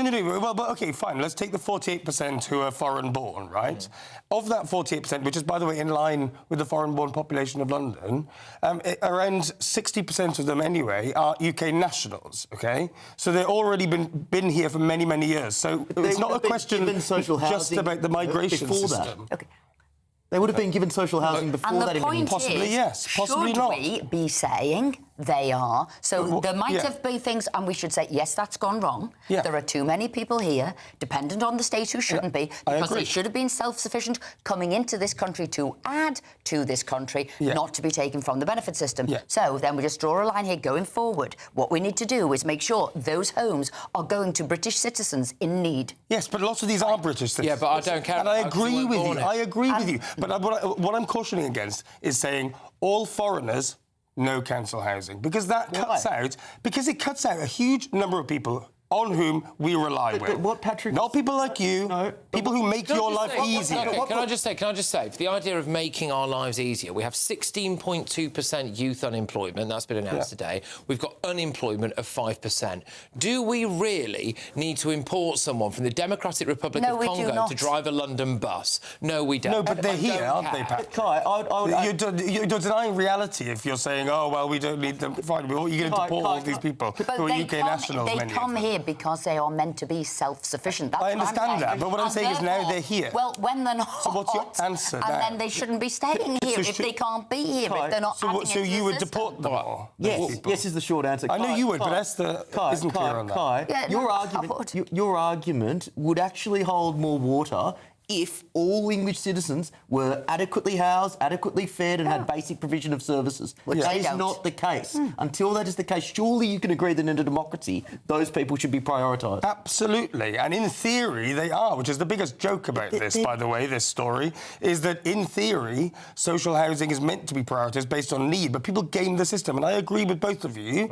We need to root that out. But the answer isn't saying all foreign-born people, they don't get council housing. They don't get anything. Because the reality is that, number one, they're here already. Number two, many of them are naturalised UK nationals. And number three, we rely on them whether you like it or not. To disagree, because it's for British-born, British citizens who should be getting the social housing. That's all it is, and we're going to have to agree to There's a difference, isn't there, between British-born and British citizens? A big difference. Yeah, and I'm saying British-born. That's what I said, British-born British citizens. Right. I mean, you have to also factor in the fact that there are now about something like 52 local authorities that were considering building or renovating new council housing just for asylum seekers as well. So again, no homeless military veterans are going to be in any of those. No, you know, women who've had to escape domestic abuse who now find themselves in a hard time. No, not them. I'm sorry, you've got to make way for people who just come across the English Channel illegally and all of that. I mean, I just find it absolutely staggering that we're in this situation, seriously. But it's part of a bigger basket of things. It's not just the council house for the First Lady of Sierra Leone or indeed a hook-handed hate cleric. It's also the fact that if they now wanted to have, like, 5 kids that they couldn't afford, that will pay for that as well.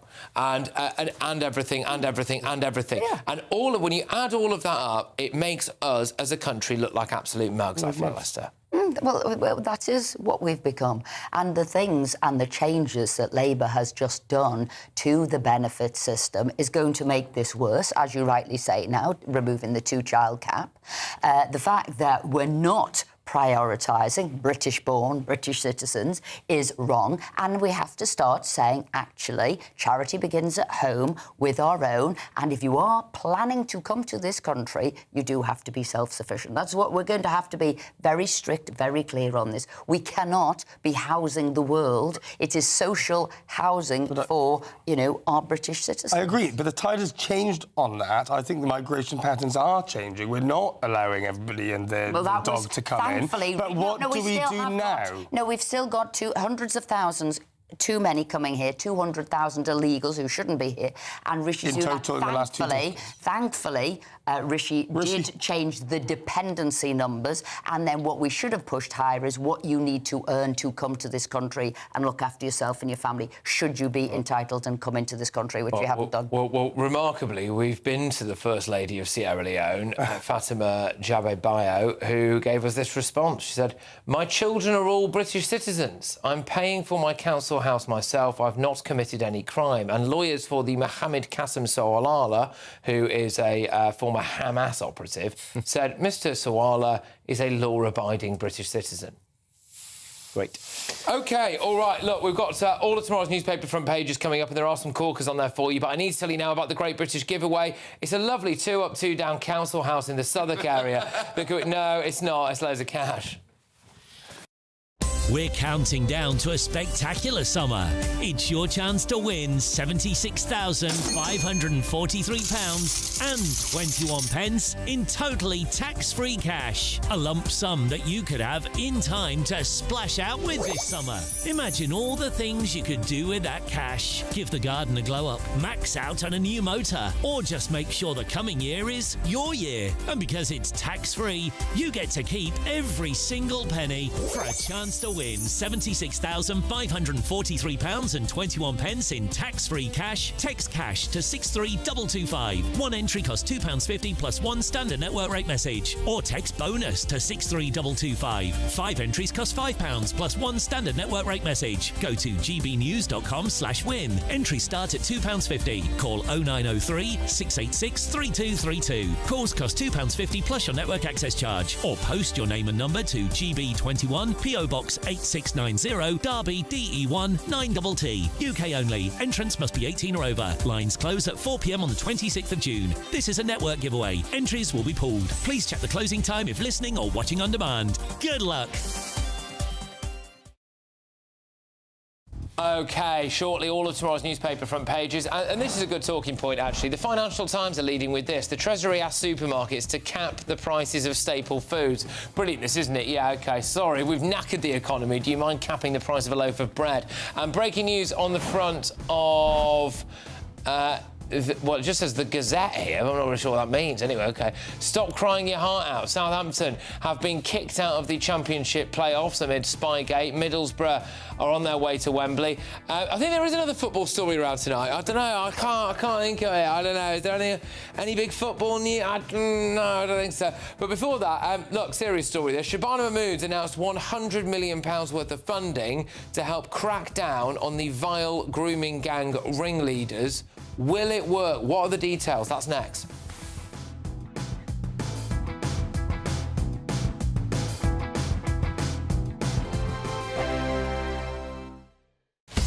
Breaking news, live updates, stories that matter. From the heart of the GB newsroom to every corner of Britain, with our team of dedicated journalists across the UK. GB News bulletins are there to deliver the latest news that matters to you. Bulletins on GB News, The People's Channel, Britain's news channel. Westminster, the ultimate clique. And you're fighting like rats in a sack. But here on the Camilla Tominey Show, we ask the questions the establishment media is too scared to ask. OK, let me ask you a straight question, because I know you're a straight-talking politician. Whether it's net zero, illegal immigration or law and order, nothing is off-limits. You had the power then. Yeah, as I and say, now you've lost it. That's the Camilla Tominey Show, a politics show that's fearless. But no, let me finish my question if you don't mind, because it is my show. Sundays at 9:30, only on GB News, the People's Channel, Britain's news channel. I've been in Westminster for a long time, but I know that though power may be here, its effect on people's lives is across the whole of the country. We may be where rules are made, but it's where they're implemented that matters. Join me, Jacob Rees-Mogg, for forthright and frank discussion on where Britain has come from, where it's going, and where it will end up. That's State of the Nation, Monday to Thursday, 8 to 9 o'clock. Vox Populi, Vox Dei. As soon as it hits 11 and the headlines come in, The late edition brings you the breaking news from all the front pages. because the news is going to happen. So get a head start today. Patrick Christys tonight, late edition. Alex Armstrong tonight, late edition. From 11 o'clock every night. Only on GB News, the People's Channel, Britain's news channel. Westminster's full of talk, but out here, it's the real world. Am I allowed to talk now? No, that's it. This is where it matters, real people and real lives. That's what politics is all about. In fact, has Trump made a good start? No. Straight answers, no spin, and just a couple of pints. How many fingers have I got up? About 10. So join me for Lee Anderson's Real World every Friday at 7 p.m. only on GB News. The People's Channel, Britain's news channel. Do you trust what you're being told? Good, because neither do I. Those are just facts. I'm Alex Armstrong, and on my show, we'll expose the spin. Well, I want to answer that, because you didn't let me last time, because you always speak over me. The broken promises. To deny that is denying the truth. And the hypocrisy. We can allow. You think we can allow? Politics, policy, parliament. Nothing is off limits. No sugarcoating, no fear of offence, just the truth laid bare. Tune in every Saturday and Sunday at 9 p.m. for Alex Armstrong Tonight, only on GB News, Britain's news channel.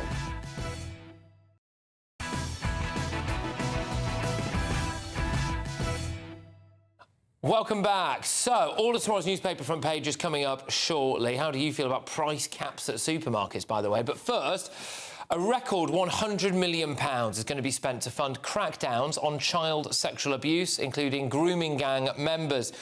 Operation Beacon Port, which was set up last year to review closed grooming gang inquiries in England and Wales, is going to receive nearly £38 million, up from £4 million given last year, so a sizable increase there. More than 1,200 cases in 23 police forces where police and prosecutors decided to take no further action have now been referred to Beacon Port detectives. They will review lines of inquiry that were not pursued and interview victims and survivors whose accounts were previously ignored. That work will run alongside the national inquiry that the Prime Minister announced last year, which is being chaired by the Labour peer, Baroness Longfield. So I'm joined now by a lawyer who represents victims of sexual abuse. It's Alan Collins. Alan, thank you very much. Tremendous to see you. I suppose the obvious question here is will this work? Will we see more prosecutions for historic grooming gang offences, for example? Well, one has to hope so, because, to say something that doesn't sound too trite, I hope, justice delayed is justice denied. There are many victims and survivors that I know who have not seen their perpetrators prosecuted. So we have to hope that this injection of cash helps to tilt the scales back in the favour of the victims and survivors. So I think it's a good start, it's encouraging, it's welcome and so on, but it's a major undertaking, I think, because you know the cases in many instances go back, you know, many years, if not decades. Yeah, quite. And one thing that stood out to me then, as someone, you know, obviously as well as yourself, who has spoken to many victims and survivors over the years, no doubt, is the amount of times that the police ignored allegations, quite often, I imagine, because they were coming from, you know, young girls who were maybe in care, who, you know, maybe displayed as people who, you know, like to drink and do drugs and all of this stuff because they were being pumped full of them by their attackers. So do you think this could actually expose some of the police inaction here from decades ago? That is quite possible. It is often the case that you look back with the benefit of hindsight and you see errors made, but where I have examined cases that go back many years and if not decades, you can see failings in the sense that the victims were often seen as perpetrators themselves. You often see, tragically, victims, very young victims, labelled as prostitutes. And so the emphasis was completely wrong. In spite of that, there were some successful prosecutions, but you can see that the attitude, the general sort of mood, so to speak, was one where the victims were actually seen as as criminals in effect, rather than victims. And I think that coloured or influenced the approach to the crimes that were being committed for far too long. It was inexcusable because I think certainly if you go back 20, 30 years, there was this growing realization of what was happening and that these children were not the perpetrators, they were victims. They were extremely vulnerable. As you mentioned, many were involved in the care system. They were known to social services and the police, yet they fell through the radar and they fell into the grip of sex offenders and grooming gangs and so on. Do you trust this Labour government? Do you trust Shabana Mahmood to do more than previous governments have done here? Because that's what she's hoping for. That's what she'll be hoping for. And look, instinctively, I don't want to knock this, right? I think that anything that can be done to get to the bottom of this and expose it. No, and I don't think it should be knocked. I don't think it should be knocked. And I think you have to remove, certainly, where we are today, the politics from it. Because it has been very contentious, as we know, and you know, certain politicians may need to reflect. But we are where we are. That, you know, we have got this cash injection, and we have to hope that it makes the big difference that is needed. We need the scales of justice to be tilted back in the direction of the victims and survivors. So no, we shouldn't knock it, but I think there's a big challenge ahead for the police. Yeah, indeed, as well. And, you know, over the course of the last however many years, you know, it's given people opportunity to cover their tracks, to leave the country. It might mean that some of the victims and survivors, you know, are sadly no longer with us for a variety of different reasons as well. So all of that, I imagine, is going to complicate the process as well. 23 police forces apparently are going to be involved in this, where prosecutors decided to take no further action. So it'll be fascinating to see exactly what that uncovers. Just lastly, while I've got you, I know that there is a higher bar, I believe, anyway, in criminal proceedings, but is there not a way that we could be seeing more civil cases brought here against alleged perpetrators, and where the victims, and whilst no amount of money is going to undo the kind of trauma that they've faced, but whether they could get some form of compensation? Accountability is very elusive for victims. The whole system is designed in a way that makes it very difficult to get accountability. So it's very, very challenging and difficult for people who've suffered grievously as a result of the state effectively failing them, because many of these children would have been in the care system or known to the police and social services. So for them, or for someone like me, trying to get accountability is very difficult.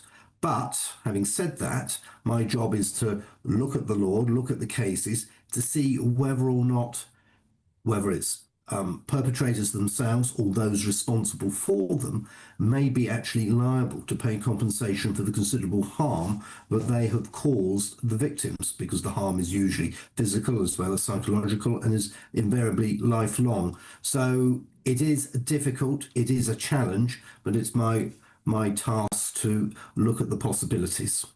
Yeah, well, look, you know, wish you all the very best with the work that you're doing. Seriously, indeed, incredible stuff there. So, look, thank you very, very much. It's Alan Collins there, who's a lawyer who represents victims of sexual abuse of the nature that we were just discussing there. Coming up, all of tomorrow's newspaper front pages. And, yeah, we're going to be covering this. It's the big story on the FT. So, apparently, this Labour government wants to try to step in and cap the price of goods at supermarkets.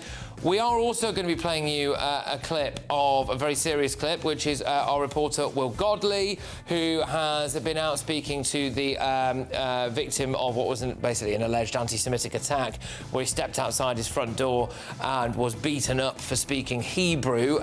So we'll be discussing all of that. And, well, look, in slightly different news, we've got a bit of this as well.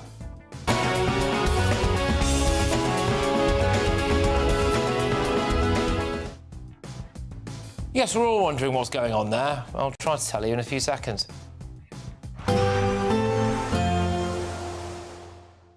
I forecast a perfect holiday in the sun.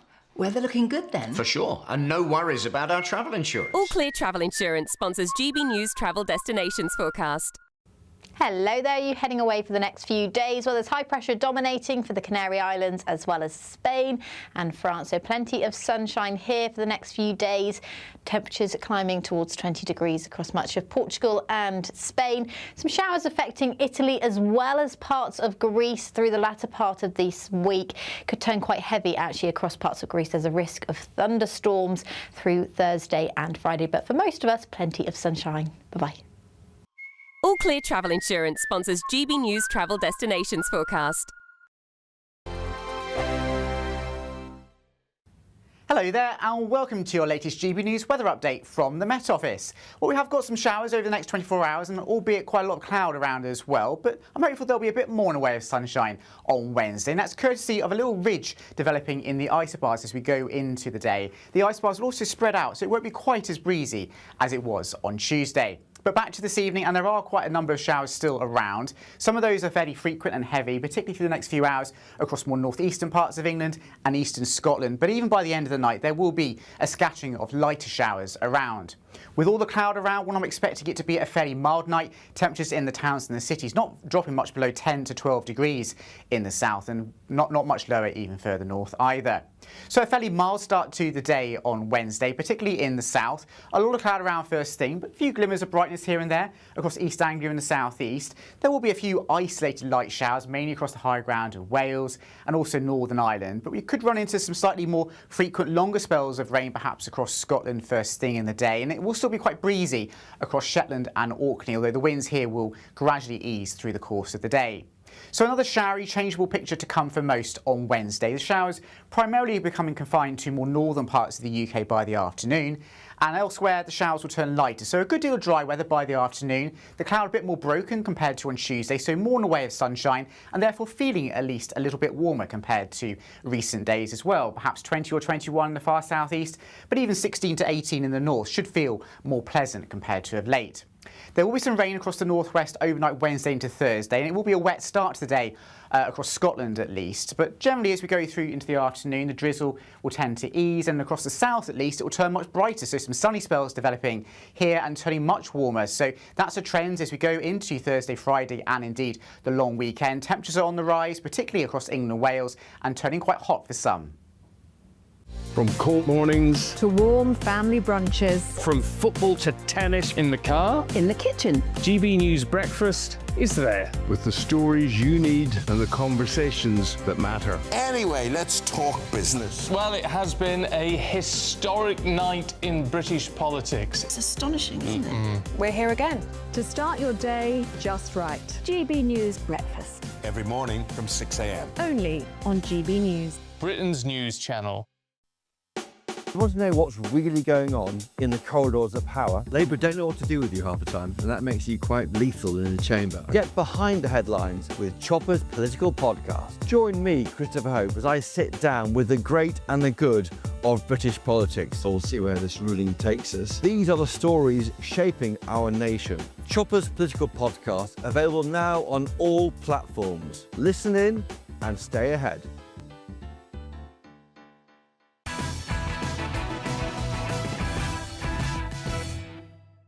Welcome back. So let me get you the first roundup of tomorrow's newspaper front pages. The Financial Times go for the Treasury asks supermarkets to cap prices of staple foods. I think it's like bread, milk and cheese. You have to get to it first. Most of it's behind a security cage these days. The Independent, police investigate new child sex abuse claims linked to the Epstein files. Their picture story there is of the new hosts of Strictly Come Dancing. We've got 3 of them. The Metro, in hindsight, no wonder it went wrong. They go for, we keep that on the screen there. And, of course, that is a story about as women say that they were raped and sexually assaulted on a show, an MP gives a horrifying verdict, and that is the Married at First Sight story. The Guardian, UK must get used to being a hot country, climate advisors warn. Great, brilliant. That's fantastic news. That's what a good news story. It's rare that you see the front page of The Guardian and you see a genuinely good news story, isn't it? We've got to get used to being a hot country. Now, if we go to some of the sports pages, we go to the Northern Echo. Justice they've gone for, and this is that Southampton were caught in a Spygate scandal. They've been booted out of the playoff final. They're going to be replaced by Middlesbrough, who they were spying on. And just in case you're wondering why Keir Starmer and Jeremy Corbyn are very happy this evening, Arsenal have won the Premier League. So well done, Arsenal. I hope you're very happy. And there's price caps coming for supermarkets, which is also why they're Oh, yeah, exactly. Rampant communism. Let's talk about that. Bring up the front page of the FT. Will, what do you think about this? I'm so sick of being governed by economic illiterates, Patrick. You cannot cheat the laws of economics. When you put caps on items, you will have demand outstripping supply because you'll have supermarkets who'll go, you know what? I don't have any incentive to sell these anymore. Like, you don't need to be an economics whiz to understand this. You don't need to be a history whiz to understand that this is what happens in all communist regimes and they all go broke. Now, if the government's answer is, well, you know what, we'll just pay supermarkets, that's fine. Then at least be honest about it and say, well, you know, you're now saying it's your job to feed the nation, in which case you're just going to add more debt onto the already ballooning debt bill. So the FT goes, the Treasury is pushing big supermarkets to introduce voluntary price caps on staple groceries in return for lifting some regulations. Wait a second. It's not like voluntary, then, is it? Voluntary price caps? Yeah. Well, if it's a voluntary price cap, it's not a price cap. You're just saying, can you please set it at this price? And then they'll go, no. Yeah. Supermarkets have reacted furiously to the proposals under which grocers would agree to cap the price of essential goods such as eggs, bread and milk. But I think from a political sense, Esther, if people start going into Tesco's or Lidl or wherever and they see that the Labour government has made them cap the price of eggs, bread and milk at a particular thing, they might just think that's a good thing. No, they'll walk into those shops now and they won't be able to buy any of those things because the farmers won't be able to produce it at that amount of money, or the businesses won't be able to give it at that amount of money, or you'll get an inferior product that is much cheaper but possibly of far sort of less quality and less healthy. No, what we've got is a disastrous government, and this will be an even bigger disaster. So they're not getting a grip of energy and energy costs. They're not getting a grip of getting people into employment. They're not getting a grip of the economy. So what they're going to do is force other people who are just about surviving, so we say farmers and I say supermarkets and shops and little corner shops, and they're now going to demand them basically like another big taxation on them. They're going to tell them that they must keep the prices down because the government has failed at everything else. And there is something that I find quite funny in here. In return, the government would offer incentives, which the people said might include easing packaging policies and potentially delaying changes to rules around healthy food. Some of these measures, such as packaging regulations, generate revenue for the Treasury. Fine. Why don't they just do that anyway? Why don't they just reduce... Instead of making the cap... If the solution is, I tell you what, in return, we'll cut a load of red tape for you, make your lives easier, why don't we just do that anyway, Kai? Yeah, Or start there, and that could bring prices down. Yeah. Yeah, weirdly, the Metro headline, in hindsight, no wonder it went wrong, sort of encapsulates what I feel about the food price story, because there's a quote in here saying it's a last-minute suggestion, right? And this is like a train wreck that you see coming a while away. The Iran war has triggered what can only be described as the most enormous food crisis we're going to have ever seen in decades. But the problems that underlie why we're especially impacted are really difficult to solve. Things like energy prices. Please don't do the Iran story when actually you're actually destroying farms, farming land, ruining businesses. That's not helped with energy prices, not helped with. If you let me finish, I was going to. I did, but I just heard you say a load of cobblers, so I thought I'd just have to intervene. But what, for instance, Esther, is the reason why inflation on food prices is going to go up 10% by the end of the year? Is that not the Iran war? Okay. Right. So is it not relevant for me to talk about the Iran war? No, what we need. It isn't, because that is why inflation is going. I've got a solution. I've got a solution to the Iran war. Okay, it's this woman here. Here she is. Look at this.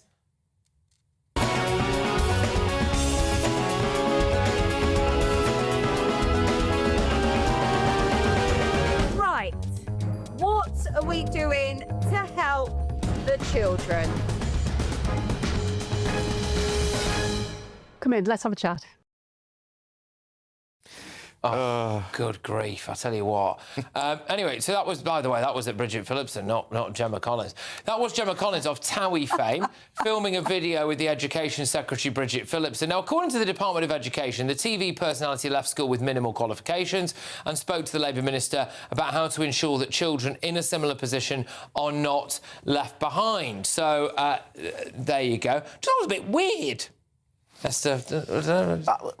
thought it was a rather strange sort of video. I saw it on the government Instagram website, and I just wondered what they were hoping to achieve by it, really. It's always a worry when the government... Desperate. It's a worry when the government tries to be cool. Whenever they think, oh, we're going to be cool and in touch with the kids, it's always a red flag. It's also like, I'm sorry, but like we would do better with Gemma Collins in charge than Bridget Phillipson. 65,000 children who were in private schools have now been pumped into the state sector, and with how many additional places? Yeah, it's just ridiculous. I mean, it's absolutely staggering. The politics of envy writ large. And Alderley Edge School for Girls is another one closing at the moment. So you're quite right.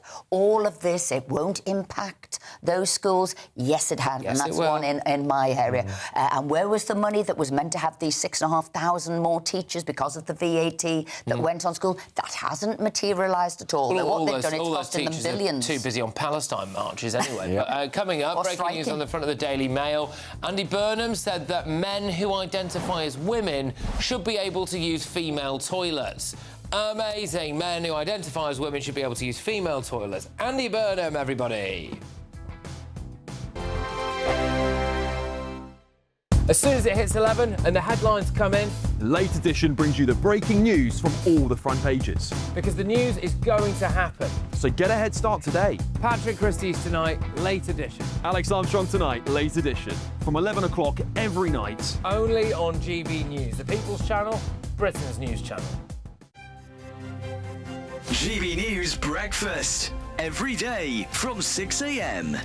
11 World War II veterans here for the celebrations today, and one of them is Paul Terry, who served here in the Netherlands. In fact, Paul, this is what you looked like when you served here, and you served alongside your twin brother, whose medals you're wearing now. Paul, what do you remember about serving here in the Netherlands? Because the operation didn't quite go to plan, did it? No, it didn't quite go to plan, and we were more or less ambushed, I suppose you call it, because, as I said, we were told that we were going to just walk into Ireland and liberate them and take it, but unfortunately that wasn't the case. I don't know where the cock happened, but when we arrived there, there were also the German Panzer Division, which is a tank division, and there the trouble started, and it was rather nasty from there on.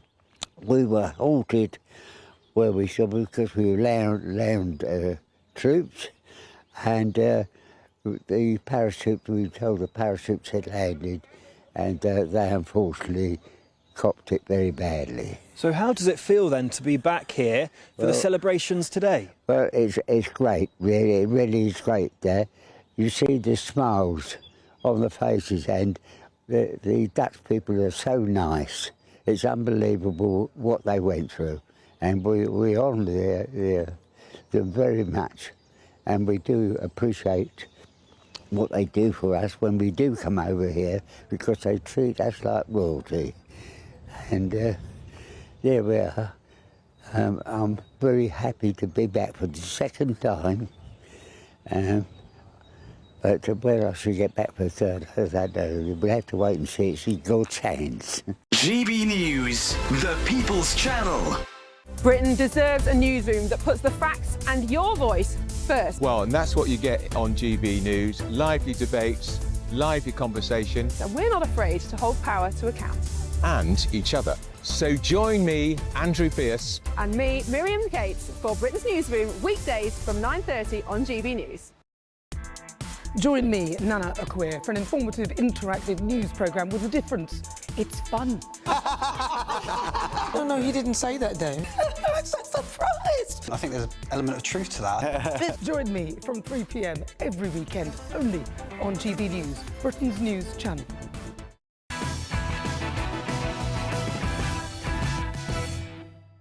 Welcome back. The remainder of tomorrow's newspaper front pages for you now. The Daily Express, energy bills to soar by £200 in another broken promise. The Mail, Burnham said that men who identify as women should be able to use female toilets. Apparently said only a small minority object. He's facing backlash last night over his views on single-sex spaces, so there you go.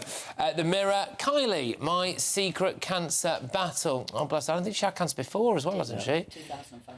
Oh, gosh, OK, well, it's Kylie Minogue there.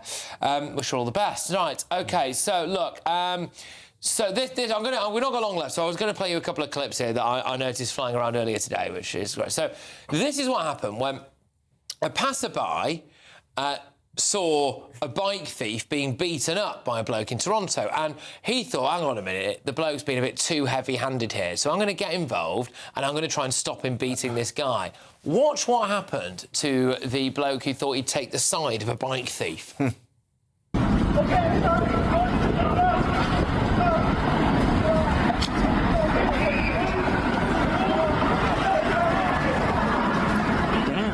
See the bloke guy getting battered. He's the one who tried to nick this guy's bike, apparently. OK, so I'll pull out. Then the guy comes over. He parks his scooter behind. He's gone, hey, man, stop it.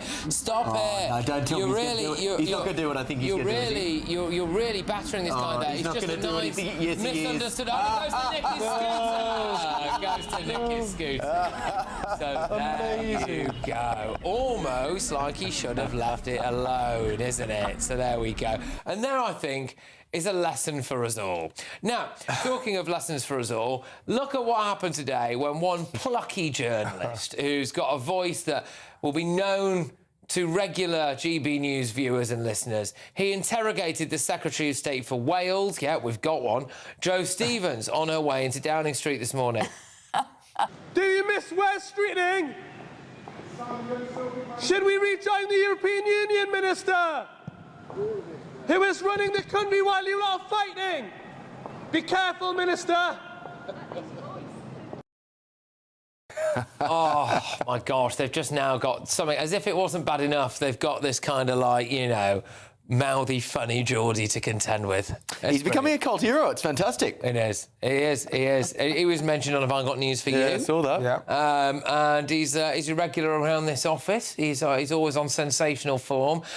You must have been shouted out on the way in and out of Downing Street. Oh, yeah, you always were. You know, just had to ignore it in a friendly kind of way. Though sometimes, I guess, if you want to answer, you'll answer back. You'll have an answer prepared. But I have to say, high heels, those pavements, not a good thing. And you can imagine it just, obviously, a heel went down and then it was all over. So I do have sympathy there. It could have been worse. It could have been much worse. How? You could have properly stacked it. If you fallen on her face. Oh, I see. That would have been so bad. Have you ever had a stack on here, Patrick? Did anyone stacked it on air? There was that moment in Calais where I was chasing a human trafficker and they fell over and lost a shoe, which was quite funny. That was quite funny. They didn't want it back, but yeah, they were off into the woods, just shoeless. But there you go. No, I'm not. It must be quite awkward that you're leaving Downing Street, especially when you got the red box. One of the reasons why there's a clip that gets played a lot of Rachel Reeves walking like a robot, because it's like you must feel very watched all the time. Like, don't do anything.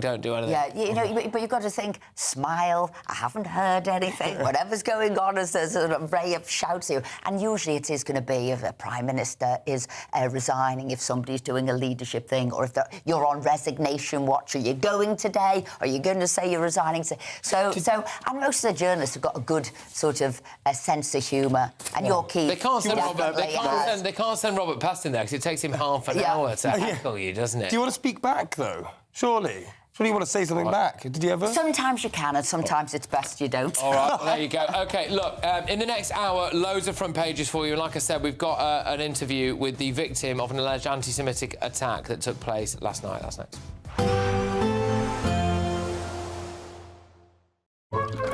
Warm and cosy, with a chance of zero visibility. Boxed Boilers sponsors the weather on GB News. Hello there and welcome to your latest GB News weather update from the Met Office. Well, we have got some showers over the next 24 hours and albeit quite a lot of cloud around as well, but I'm hopeful there'll be a bit more in the way of sunshine on Wednesday, and that's courtesy of a little ridge developing in the isobars as we go into the day. The isobars will also spread out, so it won't be quite as breezy as it was on Tuesday. But back to this evening, and there are quite a number of showers still around. Some of those are fairly frequent and heavy, particularly through the next few hours across more northeastern parts of England and eastern Scotland. But even by the end of the night, there will be a scattering of lighter showers around.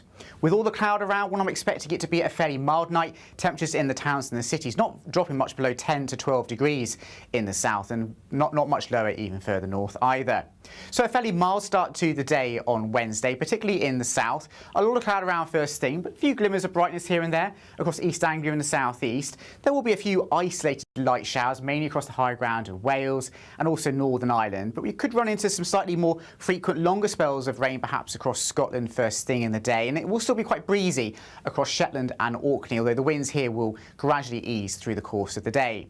So another showery, changeable picture to come for most on Wednesday. The showers primarily becoming confined to more northern parts of the UK by the afternoon, and elsewhere the showers will turn lighter. So a good deal of dry weather by the afternoon. The cloud a bit more broken compared to on Tuesday, so more in the way of sunshine, and therefore feeling at least a little bit warmer compared to recent days as well. Perhaps 20 or 21 in the far southeast, but even 16 to 18 in the north should feel more pleasant compared to of late.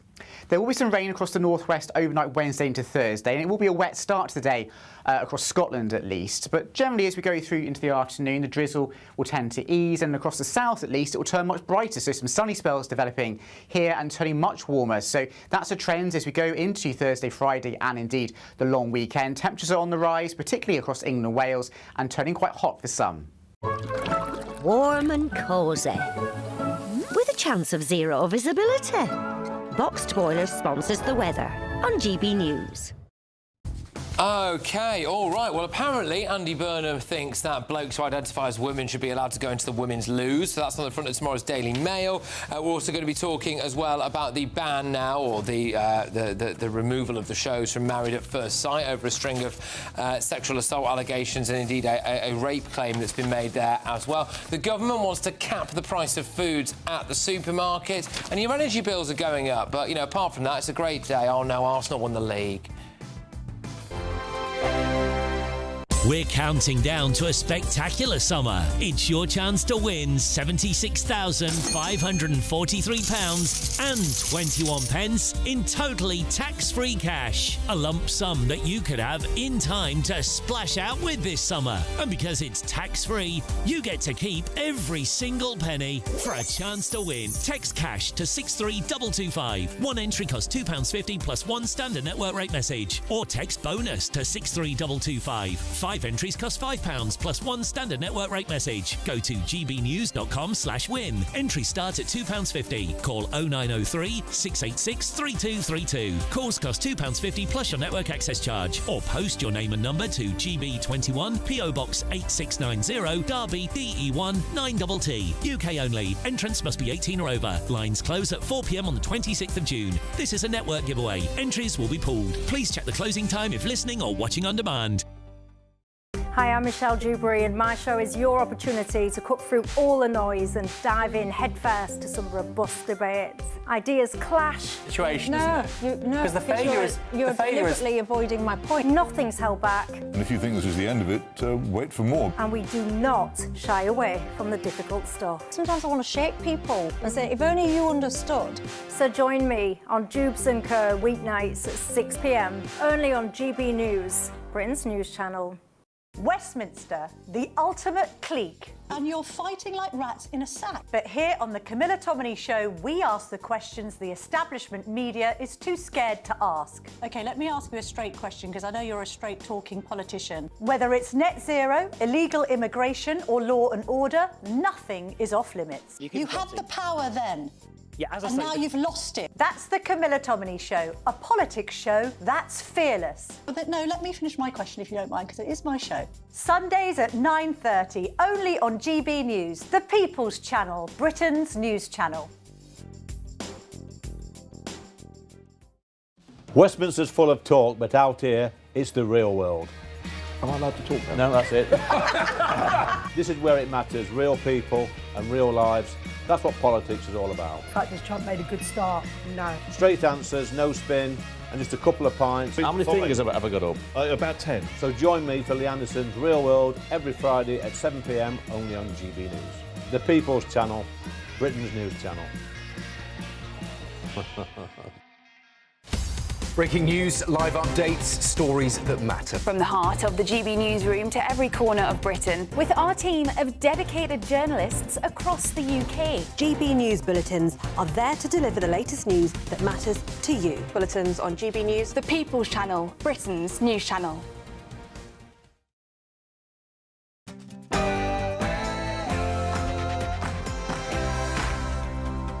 Hey, welcome along to Patrick Christys Night Late Edition. All of your front pages, starting with this. Socialists don't like people to do things for themselves. Socialists like to get people dependent on the state. Well, it looks like we're going back to the 1970s. Rachel Reeves has urged supermarkets to cap food prices to tackle inflation in a move labelled desperate by the retailers. And? Mr. Speaker, I am a gooner. He's a massive gooner, isn't he? Biggest gooner I've ever known. It's hard to imagine a bigger gooner, actually. Think of all the stuff he's done. He's just, oh, gosh, probably, you know, he said his dad was a toolmaker. His dad made a gooner, didn't he? Anyway, Arsenal have won the Premier League title after a 22-year wait.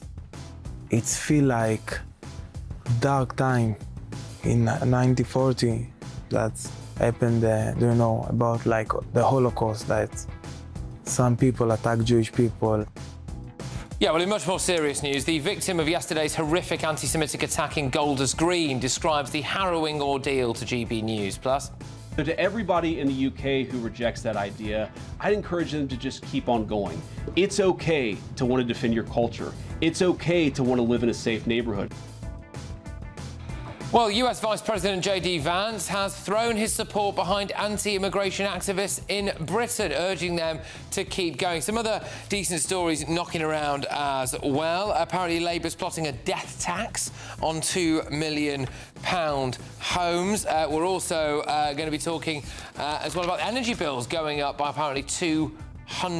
And Married at First Sight has been taken off air, and frankly, who could have seen that looming disaster coming? But you've got all of that, much more.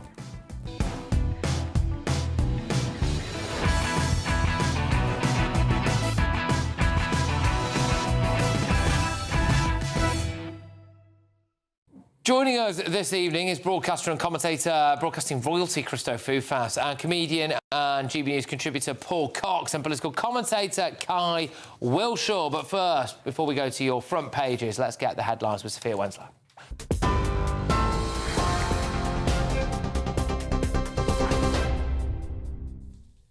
Patrick, thank you. Good evening. Your headlines at 2 minutes past 11. The government is urging supermarkets to cap food prices in an attempt to limit inflation triggered by the Iran war. That's according to reports.